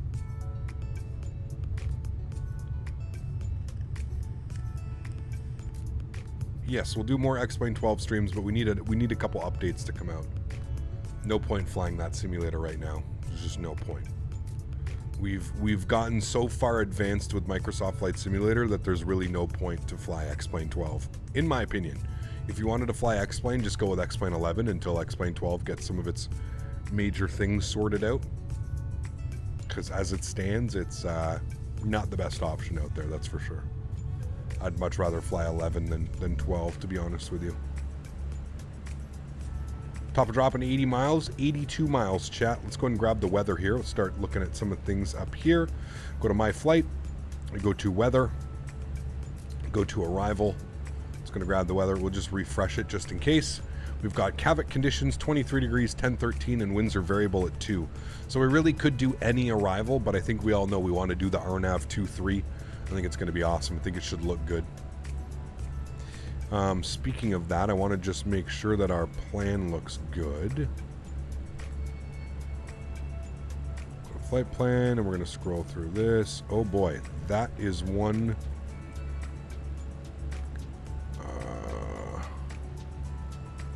what is happening here, chat?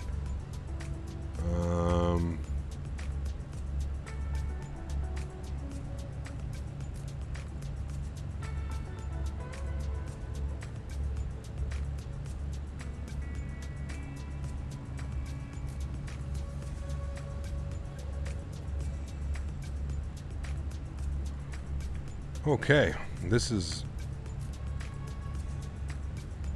messy. That's even messier. Okay. How should this be going? Let's look at our charts here, chat.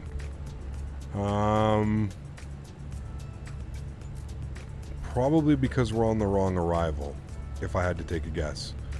What arrival are we on? We're on the SIPL. Let me see about arrivals. Let's go to standard instrument arrivals. Let's have a look at some of these. No. No. No. No.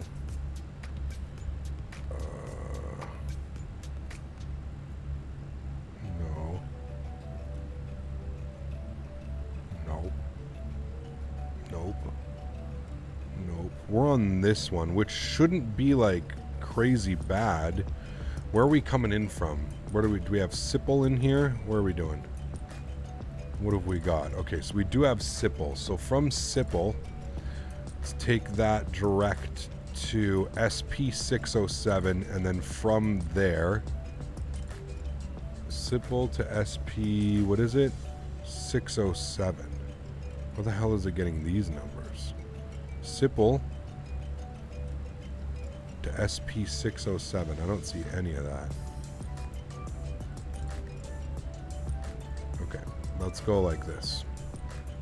Let's just remove you. No, sorry. Let's remove you. Let's remove you.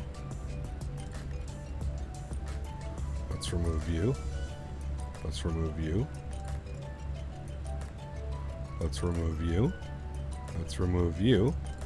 Let's put SP607 into there. We'll remove the discontinuity. We'll accept that. How does that look? Is that better? Okay, it's still crazy, and I don't know why we have this like hold there. Okay, there we go. Much better. Thank you. That is a much better looking approach in my eyes. Okay, so it's got SIPL to SP607 to... Okay, whatever. That's fine. That's fine. It's much better than it was. We'll just go with that. Top of descent's now in... Good thing we did that, because top of descent's in 30 miles.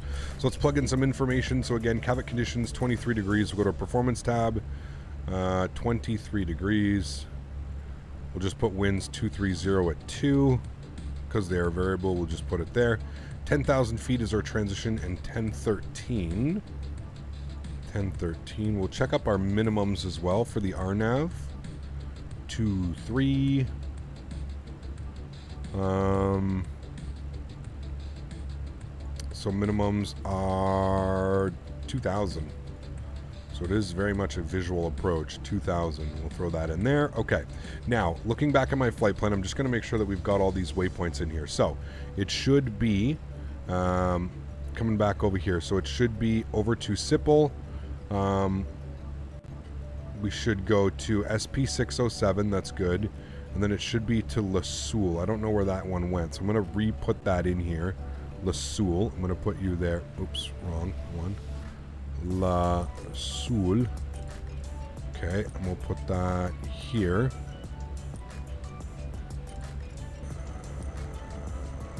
Okay, not in there. La Soule. Put it here. Insert that. Okay.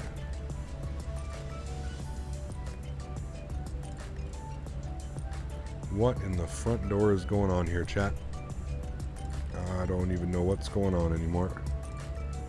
Just completely deleted all of that. Okay. What if I just put the arrival RNAV 23 via La Soule? I don't know why it's not taking any waypoints.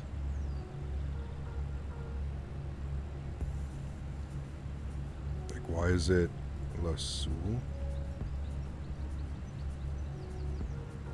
Like, I just don't understand why it's putting it all the way at the bottom. It's being really weird.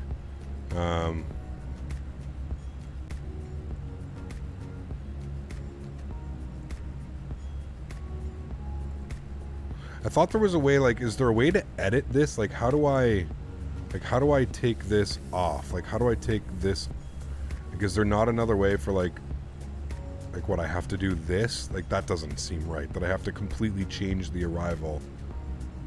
RNAV 23, I'm just going to go no star, and I'm going to go via La Soule, and I'm going to insert that, and I'm going to insert that.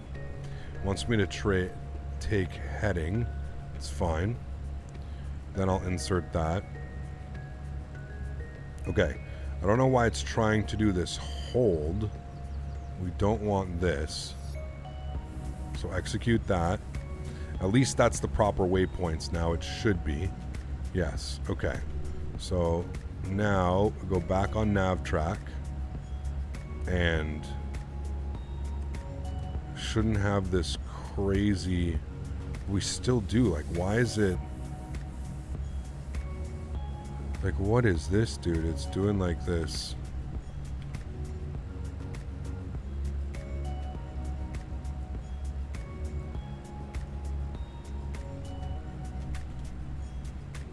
Is that better?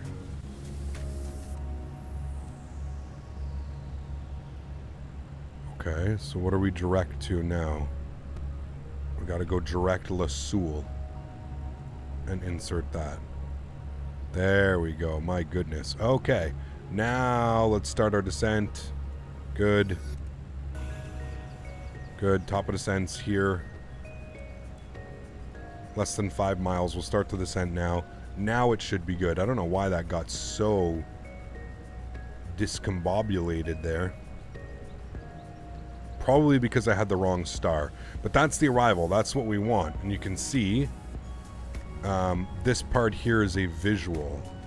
So after Rorca, it should be SP 504, 505, 506.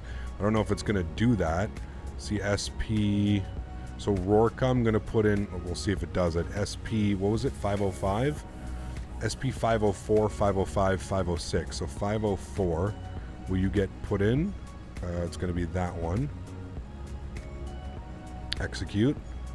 SP 505. Execute. And SP 506. See, these are showing up in blue, which leads me to believe that I don't even think those are going to be on there, but we'll find out. See, it found SP 504, but it's not drawing in the SP 5. Something weird with this approach. Definitely something weird going on. That's okay. We got it. We're fine. It'll be visual. Don't select a VIA, but select RNAV 25 no VIA, so that's La Soule, because I think La Soule is a hold built into it. Gotcha. We've got it figured out now. Thank you, Danny. That's probably exactly what's going on, though. But anyways, we're good. We've got it. We've got it now. We're looking great. Let's go ahead and seatbelt sign on. And we have started our descent. Ground spoilers are armed, that's all fine. It's saying that I have a company message. We'll go received messages. Ops is saying we're late, that's fine. Cool. I can't find the hot dog place here at Vancouver Airport. That sucks, Dan. Maybe it's only there for like a certain amount of times? I don't know.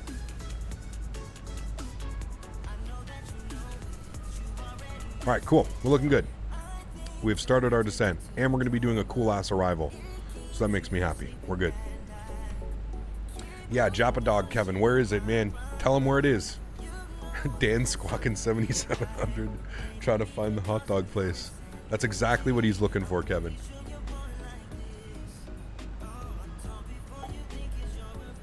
Japa Dog.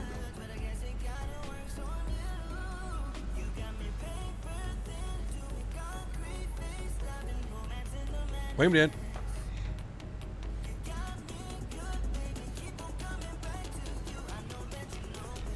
Explains trash. I mean, that's your personal opinion, man. Nobody's going to stop you from having that opinion. But you don't need to, you know, you don't need to go around streams and just saying explains trash. It is what it is, man. There are some people that enjoy it. He is in the domestic terminal, Kevin, yes. Using any add-on / mod that enhances the graphics, or is this just the base game with ultra settings? This isn't even ultra settings, man. This is high-end preset. So this is the high-end preset. My clouds are on ultra, trees are on low. You're at gate Bravo 16. But I don't think it's in the airport, Dan. I think it's outside. I don't think it's in the airport. It could be in the airport, but from my understanding, it wasn't.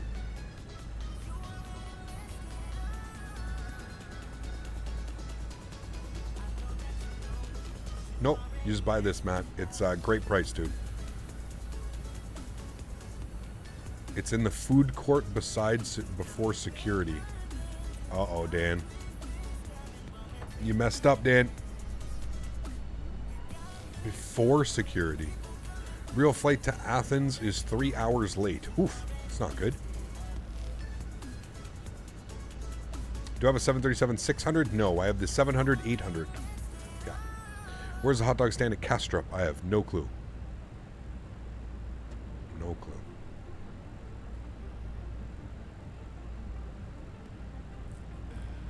Go back, Dan.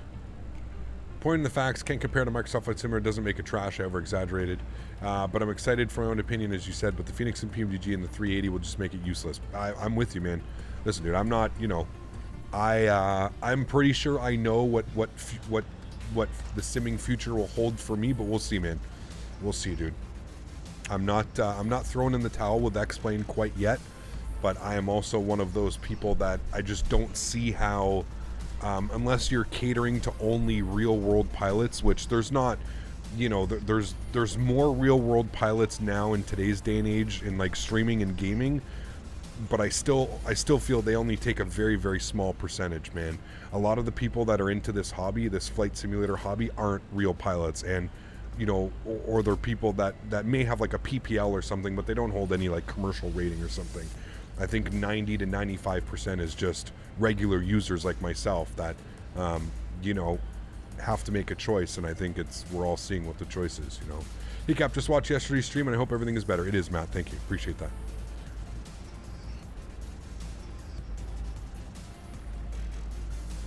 Dan was really looking forward to that Japa Dog, man.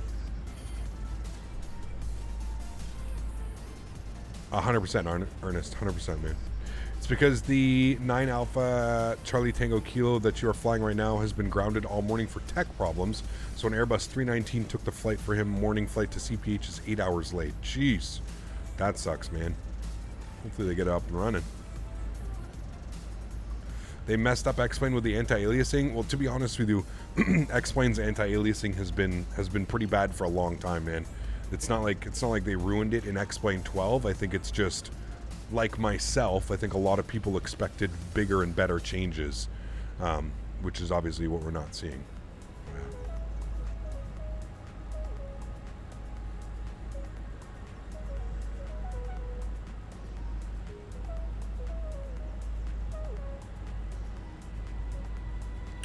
Dan's flying back home. He was being a businessman out in Vancouver for a couple days.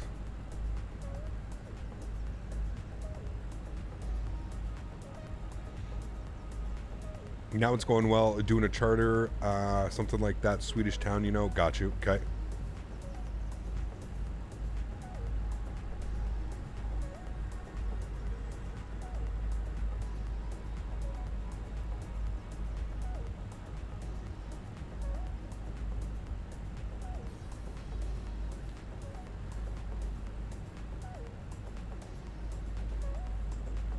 Just looked worse than the trailers, and I think Austin is too hooked up on the flight model, thinking no one else cares how it looks. I agree, Matt. Yeah. The times have changed, man. The times have changed, dude. It's, like I said, if you're a real pilot or you're a training pilot, sure. X-Plane right now may be the way to go with the flight model. But, you know, if you're Microsoft Flight Simulator and you're looking at the comments and you're looking at what people are saying, which you know that they do, you know that flight model is going to be top priority for them. Now, we're getting a new flight model. We're getting an even more refined flight model when it comes to Sim Update 10, so I'm excited to see what that one's going to be like, man. Because the additions of helicopters have needed a change in the flight model, I'm really excited to see what the flight model is going to be like after Sim Update 10. And more importantly, what it's going to be like you said, in 6 months to a year from now. Because, you know, if I'm Microsoft, I'm doing my best to either match or mimic what X-Plane's doing flight model wise. That's the end of X-Plane, man. Like, goodbye, you know. That's it. So yeah, Airbus or Boeing, which do I prefer? I like them both, man. Yeah. The problem is Austin's attitude towards Microsoft Flight Simulator comes across as arrogant. In the forums he said something like, get Microsoft Flight Simulator if you want to fly over your house, but that gets tiring after 20 minutes. Oh yeah, yep. And he called their autogen he said that their autogen was ugly. He said that at a distance, looking at like morphed buildings was ugly. Like I said, man, he's very opinionated, and I don't think there's anything wrong with being opinionated. Hell, I'm opinionated too. But I think you have to kind of branch out. You have to kind of realize that X-Plane is being sold as a home-based simulator, and you can't just expect oh well, we've got the best flight model to sell, you know, millions and millions of copies. People are over that, man. I think people are starting to realize that, one, you're probably never going to fly an Airbus A320 in real life, so what does it matter to you if the flight model isn't an exact 1-to-1 ratio, right? What does it matter, man? Like, you want to sit here and you want to kick stones at one another and, well, my flight model's better. Well, no, my flight model's better. It's like, fuck, who cares, man? You enjoy flying the plane? Good, go fly it. You know what I mean? Like, but, you know, I think you're right. I think Austin and X-Plane is extremely wrong when they think that, you know, the beauty of the simulator, like, there's a reason why Microsoft Flight Simulator has doubled, if not tripled, the flight sim community, right? There's a reason. It's the beautiness of it. It's the clouds. It's the weather. It's being able to fly anywhere in the world and having accurate cities and accurate ortho. There's so much more to flight sim than just the flight model. I'd also like to point out that I don't know about you, but for me, my airplane is on autopilot 97% of the time. So, like, we're really going to sit here and jerk around the bush about how a flight model is everything and end all be all to a flight simulator? Like, it's not, man. The flight model is what you make out of it. You know what I mean? Like, that's what to me, that's what flight model is. It's like what you make out of it, you know? For the longest time, I used to get upset. For me, flying X-Plane, I personally think X-Plane, all the general aviation and all the small jets in X-Plane feel like I'm flying a Cessna. There's nothing to it. You can literally put a pinky on your yoke, pull your yoke back, you know, 1/8 of an inch, and that plane will shoot up in like a rocket ship out of there. Even on the ground, if you look, all you have to do is go watch somebody flying general aviation in X-Plane. You land the airplane and it's just squirrely. It's all over the place, man. It's, you know, now Microsoft Flight Simulator is the same. It's the exact same for that. It's, you know, it's a difficult thing to pinpoint because it's, you know, you're replicating physics instead of actual physics and G-forces happening on the airplane. You're trying to replicate that. It's never going to be perfect. It will never be perfect. And especially in a home-based simulator where we're just doing it for fun, you can't expect it to be perfect. But I just don't, I'm getting really tired, and I just don't understand the logic of, well, the flight model. I don't feel it, man. You know, like, it just doesn't make sense to me. Austin needs to evolve, and so does the majority of his following. Sometimes change is good, and it doesn't hurt to evolve. Have fun. Flight models freaks. Yeah, I agree, man. I agree, dude. Real pilots like V1 and has said that the Fenix 320 is the best Airbus simulations to date. Absolutely, dude. Yeah. Yeah. Absolutely, Croatia Airlines. That's it, man. Yeah.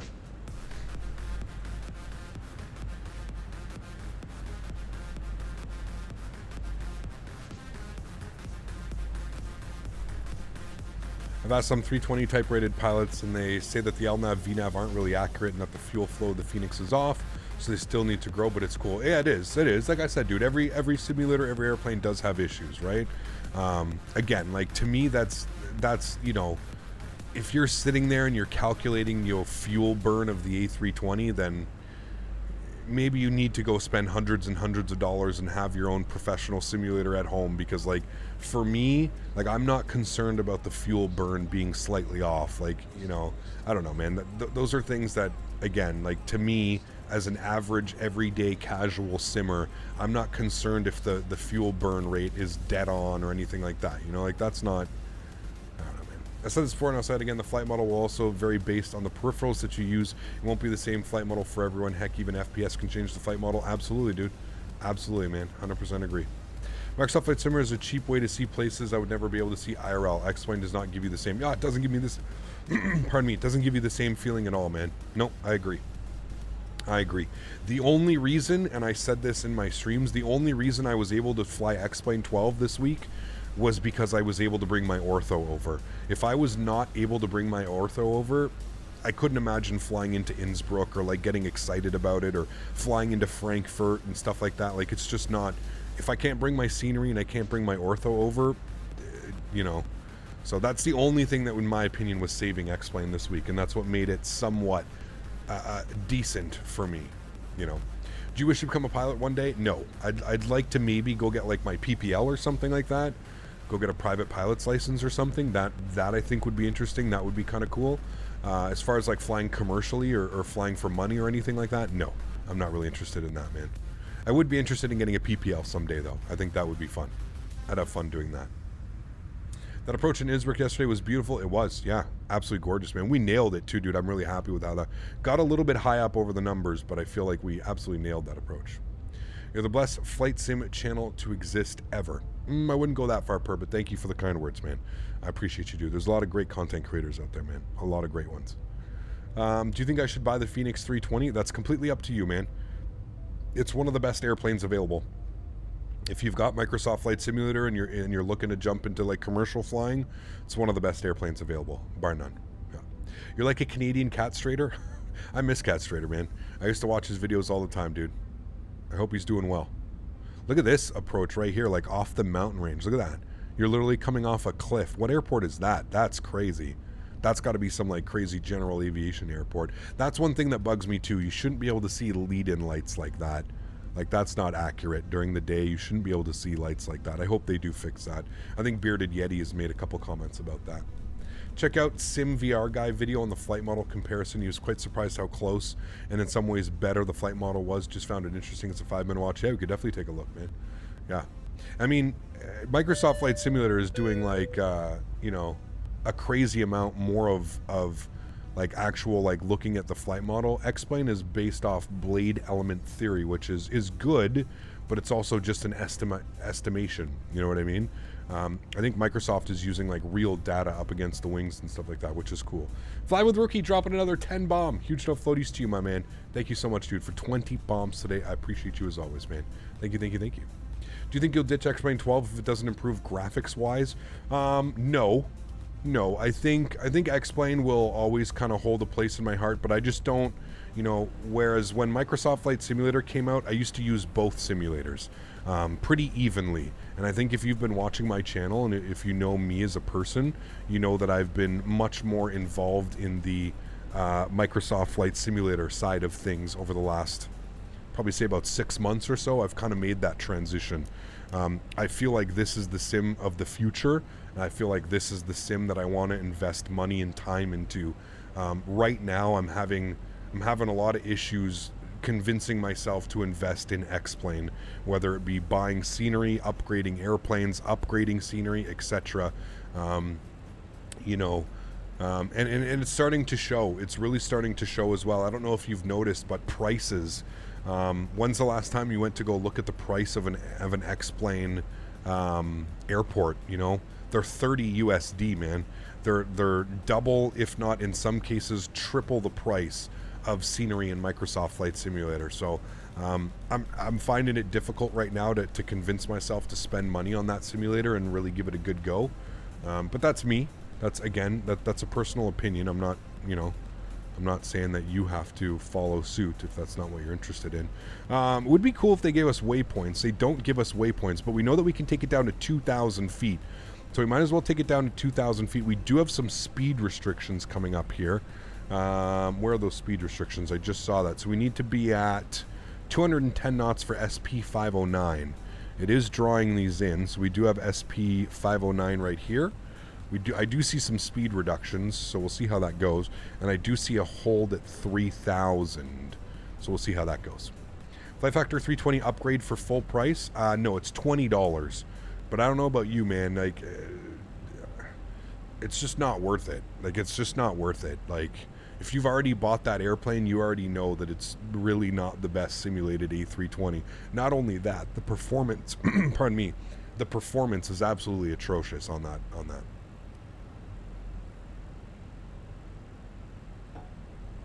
Cap, I have a question. Does more RAM increase your FPS? No. RAM will never increase your FPS. RAM may result in a smoother simming experience, but you're never going to gain FPS by adding RAM. Let's go Flaps 1. I'm going to pause our music. I'm going to get our sounds turned up here, chat, because everything's going to come in pretty quickly here, so it should be fun. They improved the performance at least. In what? Next time you stream, can you fly? You'll have to jump into the Discord, man, and throw that in there. That'd be awesome if you could do that for me, please. We're going to turn our terrain radar on here. We're going to be needing this guy shortly. Bring this down here. Speed looks good. I think we had a 210 hold. Yeah, 210 and then 185. So I'm going to put in, well, I'll put 190 in for now because it seems that's what the airplane wants to do. I'll turn up our sounds inside the simulator here.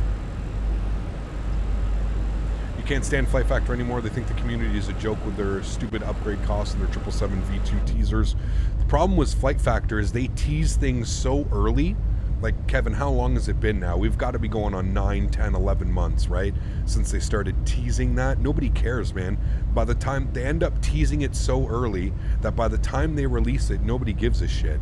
You know what I mean? And really, kind of what I'm hoping for, and this may sound like I'm being rude, or I kind of hope PMDG gets their 777 out before they do, man. And I think that's going to be a big time lesson, because I feel like once PMDG gets their 777 out, if you have both sims, there's no way you're going to sit there and go, I'm going to get the Flight Factor PMDG because I think, or the Flight Factor 777 because I think that one's going to be better.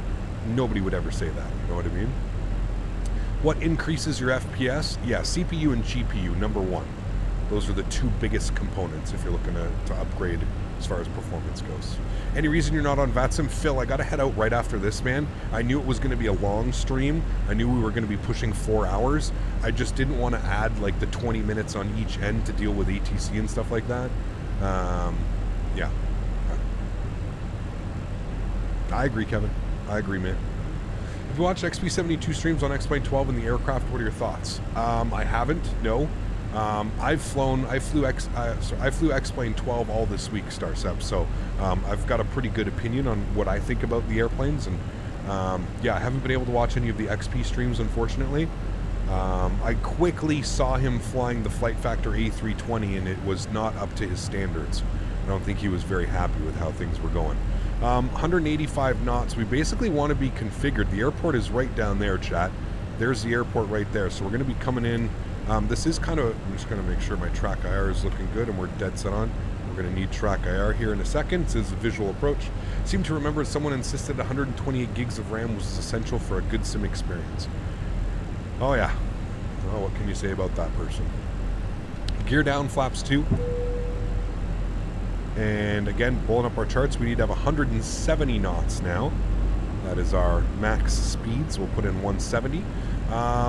Ground spoilers are armed. Auto brake is set to position number 2. We've got 3 green, so that's good. We'll get our runway turnoffs, we'll get our nose lights, and we'll get our wing lights on as well.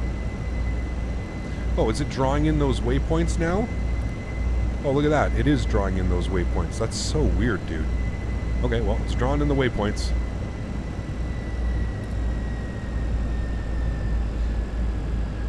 Hey, I'm glad it came back. Let's get this butter. Yes. Let's hopefully get this butter. I love XP72 streams, but I'm not a fan of he flies Captain Sim Latin VFR. But then again, he's having a good time with it, and that's all that matters. Hey, man, that's his personal preference. Like I've always said, man, I'm not about it. I would never fly those airplanes on my channel, but that's up to him, man. You know what I mean? Like that's not on me. I can't. There's nothing I can do about that. So if that's what he wants to fly in his sims, then like you said, if he's having fun and he's enjoying it, that's really all that matters, man. If that's something that he wants to promote on his channel, then that's something he wants to promote. All right, joystick cam is going on. My airplane. Beautiful. Cool. So let's go down here. Let's make sure that we're activated. Good. Thank you. Did that activate? It did. Wonderful. Let's go final approach speed now. We've got our VDEV coming in. Good. So let's go flaps 3. Wonderful. And let's go flaps full. Beautiful. Continue the turn. And basically now we're just following our flight directors. That is really all we're doing here, chat.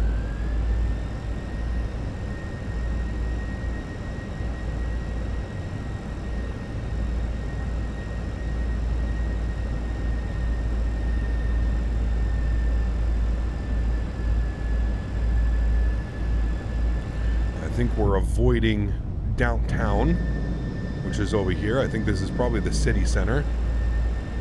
What a cool city, man. I'd love to visit this one day. Does anybody in chat live in Split? This is a really cool place, man. Really cool place. So the aircraft actually wants me level, so I'm going to level the aircraft for now. We are fully configured. ECAM no blue. I'm also going to turn off the terrain radar so I can actually see my ND displays. Actually, I guess I can... Terrain ahead. Yeah, pull up. No problem. We're turning.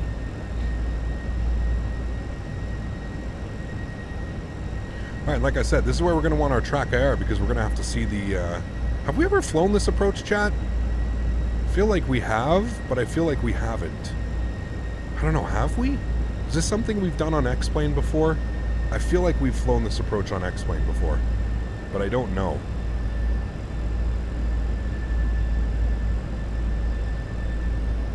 I don't know if I can trust my V deviation right now. I'm trying to hold altitude, but I feel like we gotta start getting lower here.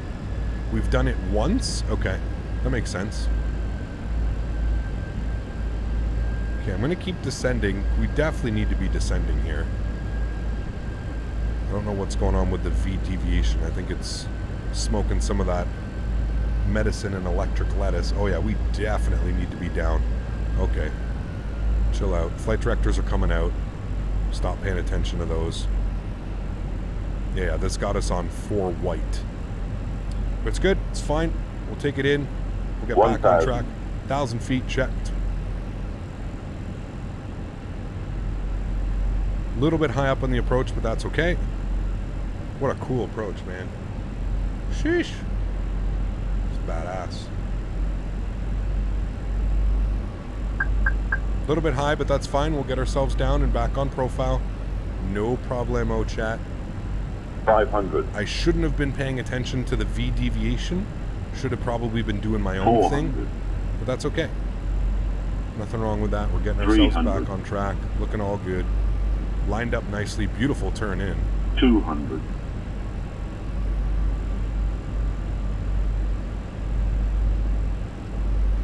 $100. There we go. Back on track for short final. Looking great. 50, 40, 30, 20. Retard. 5.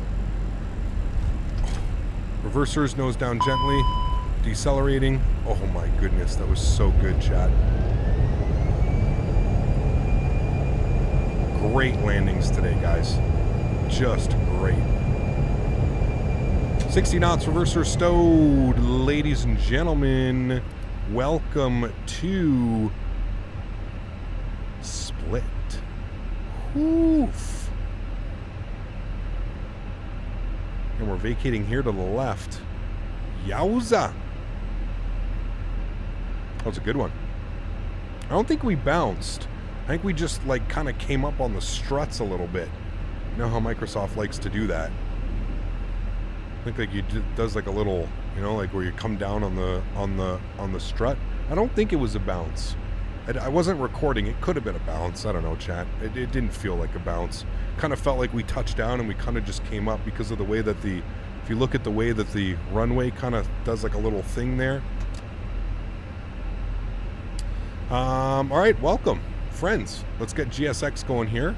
We want to be at gate number 4 is what we're looking for. Follow me, no. Good.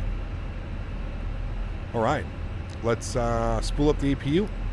Landing lights off, nose light off, runway turnoffs off, strobe lights, wing lights, spool up the APU, and we're looking for number 4. It's going to be down here. Beautiful. Looking good. No replay? Nah, we're doing GSX, man. I haven't been recording because I've been using a lot of GSX lately. Train radar can come off. You can come off. Spoilers and flaps going clean as well. Let's get ourselves into our parking stand. Stand number 4 today.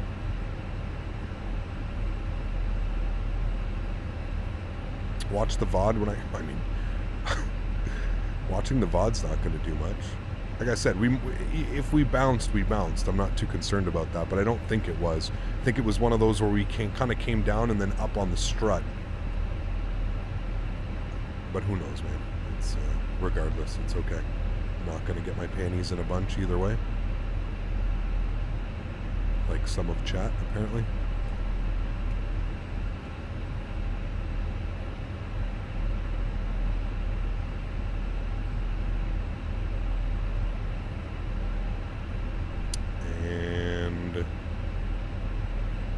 There we have it. Beautiful. Cool. Looking good. Park brake is coming on. Engine bleed. Sorry, APU bleed is on. Engine number 1 is off. Engine number 2 is off. Red beacon light is off. Seatbelt sign is off. Ladies and gentlemen, welcome down to Split. You parked too far. Well, that's her fault, not my fault, GSX. That's where she told me to go. And we're going to deboard. Requested. Wonderful. Cool. Let's come down here. Deboard. Yep, that's fine. Let's go to our ground services. Let's pull out the GPU. Good. Let's go ahead and external power on, and then we can kill the APU. APU bleeds. Seatbelt signs are off. That's all good. Fuel pumps are off. It's asking me to open up the cargo doors. Let's go with cargo, forward cargo, aft cargo. There we go. It should be doing all that for us. Wonderful. Great arrival, friends. Absolutely beautiful. And if we jump outside, we're just going to turn the sounds down so we don't go deaf. If we jump outside, see everybody driving up. We've got the baggage loaders doing their thing. What are you doing over here, man? Are you lost, sir? Looks like you were lost. It's okay. Maybe he thought we were getting baggage loaders out. No, we're getting the canisters. And there we go. Beautiful. Should be deboarding here in a second. A couple more things. Transponder in the off position. We're going to kill all of the lights in here. That's fine. Upstairs, fuel pumps are off. Waiting for your activation. Open Passengers left door. deboarding starting. There we go. They're already doing their thing. This comes off. Crew supply comes off, adheres to the off position. Everything else looks good there. Everything's there. Everything's good. Dome lights off. Everything looks good. You're down over here to cold. And that's good. Leave the nav and logo lights on. Fuel pumps are off. External power's on. APU should be spooling off as well. Wonderful. There we have it, chat. what a great, great day of flying. We'll go ahead and check and watch all the passengers here make their way into the terminal. Can close that as well. And there we have it. They are starting the deboarding process. Beautiful. What a great flight, friends. What a great day of flying. Man, this is a winner. These two airports, we're going to be doing this one again. This is definitely a winner, man. Doing this Split over to Athens, Athens back to Split in the Croatia A320. This is 100% a winner. We will be doing this one again, I promise. This is absolutely wonderful. I have an i7 7700K and a 1070 Ti graphics card. What will I upgrade first? Sorry for my bad English. Probably both, Xander, if I'm being honest with you, man. I would look at maybe getting a newer PC, maybe like a Ryzen something CPU with like a 3000 series or something like that. Yeah, that would be my best thing. I don't know what to do first. Probably the 1070 Ti would, but then you're going to get some bottlenecking, so I don't know, man. I don't know. Where am I off to? I got to do hay. Got to go do hay, man. Is PAX mod good? PAX is okay. It leaves a lot to be desired. I feel like PAX is the like Walmart version of GSX, where like you don't really see any passengers, but you kind of just like hear them and you'll see them like deboarding your plane. The reason I like PAX is the visuals. You know what I mean? Like seeing all these people walk off your airplane and like walk up, and like they're even walking up here into the terminal. Like how badass is this, man? Like this is cool. Like regardless of a weird launch and everything, this is absolutely amazing. The fact that we can add this and have this type of realism in the simulator, mind blowing to me. This is absolutely beautiful, dude. This is amazing seeing stuff like this, you know? So anyways, friends, thank you so much for coming to hang out today. I truly do appreciate it. You guys are absolutely awesome. To all my mods, donators, and sponsors, thank you very much for everything that you do for the channel. You guys are absolutely awesome. I appreciate every single one of you. Thank you everybody who came in with the donations today. Thank you everybody who came in with the gifted members and just came to hang out, man. If you haven't done so and you did enjoy that, please don't forget to smash down that thumbs up button. That would be very kind. And we were going for 300 likes, then 350. Hopefully we've reached over 350 likes. That would be absolutely awesome. The plan for tomorrow is there will be no live stream. We're just going to go ahead and have a pre-recorded video that we're going to use. So we're going to use a pre-recorded video. That's the plan for tomorrow. I will be back live on Monday. I don't know what we're going to be. Well, I know we're going to be in the Fenix A320. I don't know where we're going to be flying. I know that I want to fly into Belfast. So I'll kind of plan the schedule around that. If you do want to join me, plan for the Belfast on Monday. That's probably most likely what we're going to be doing. We'll do some ops probably in and out of Belfast. So we'll depart Belfast, we'll fly somewhere, and then we'll fly back to Belfast. That's most likely the plan for Monday. So thank you everybody for coming to hang out again. I truly do appreciate it. You guys are absolutely awesome. Thank you so much for coming to hang out. To everybody who can't afford to donate using a monetary value, still want to thank you all very much for coming to hang out with me. Just smashing down that thumbs up button, being here, hanging out, enjoying these streams as much as I like putting them on. So thank you all for being here. I appreciate y'all. I hope you guys have a wonderful, wonderful Saturday evening. Again, no live stream tomorrow. It will be it will be a premiere, so you guys can all kind of come out and hang out and chat together. It is a CRJ flight from Toronto to Boston. I hope you guys enjoy it. Until Monday, have yourselves a great weekend, and I look forward to seeing you guys all then. Happy landings, my friends. Peace!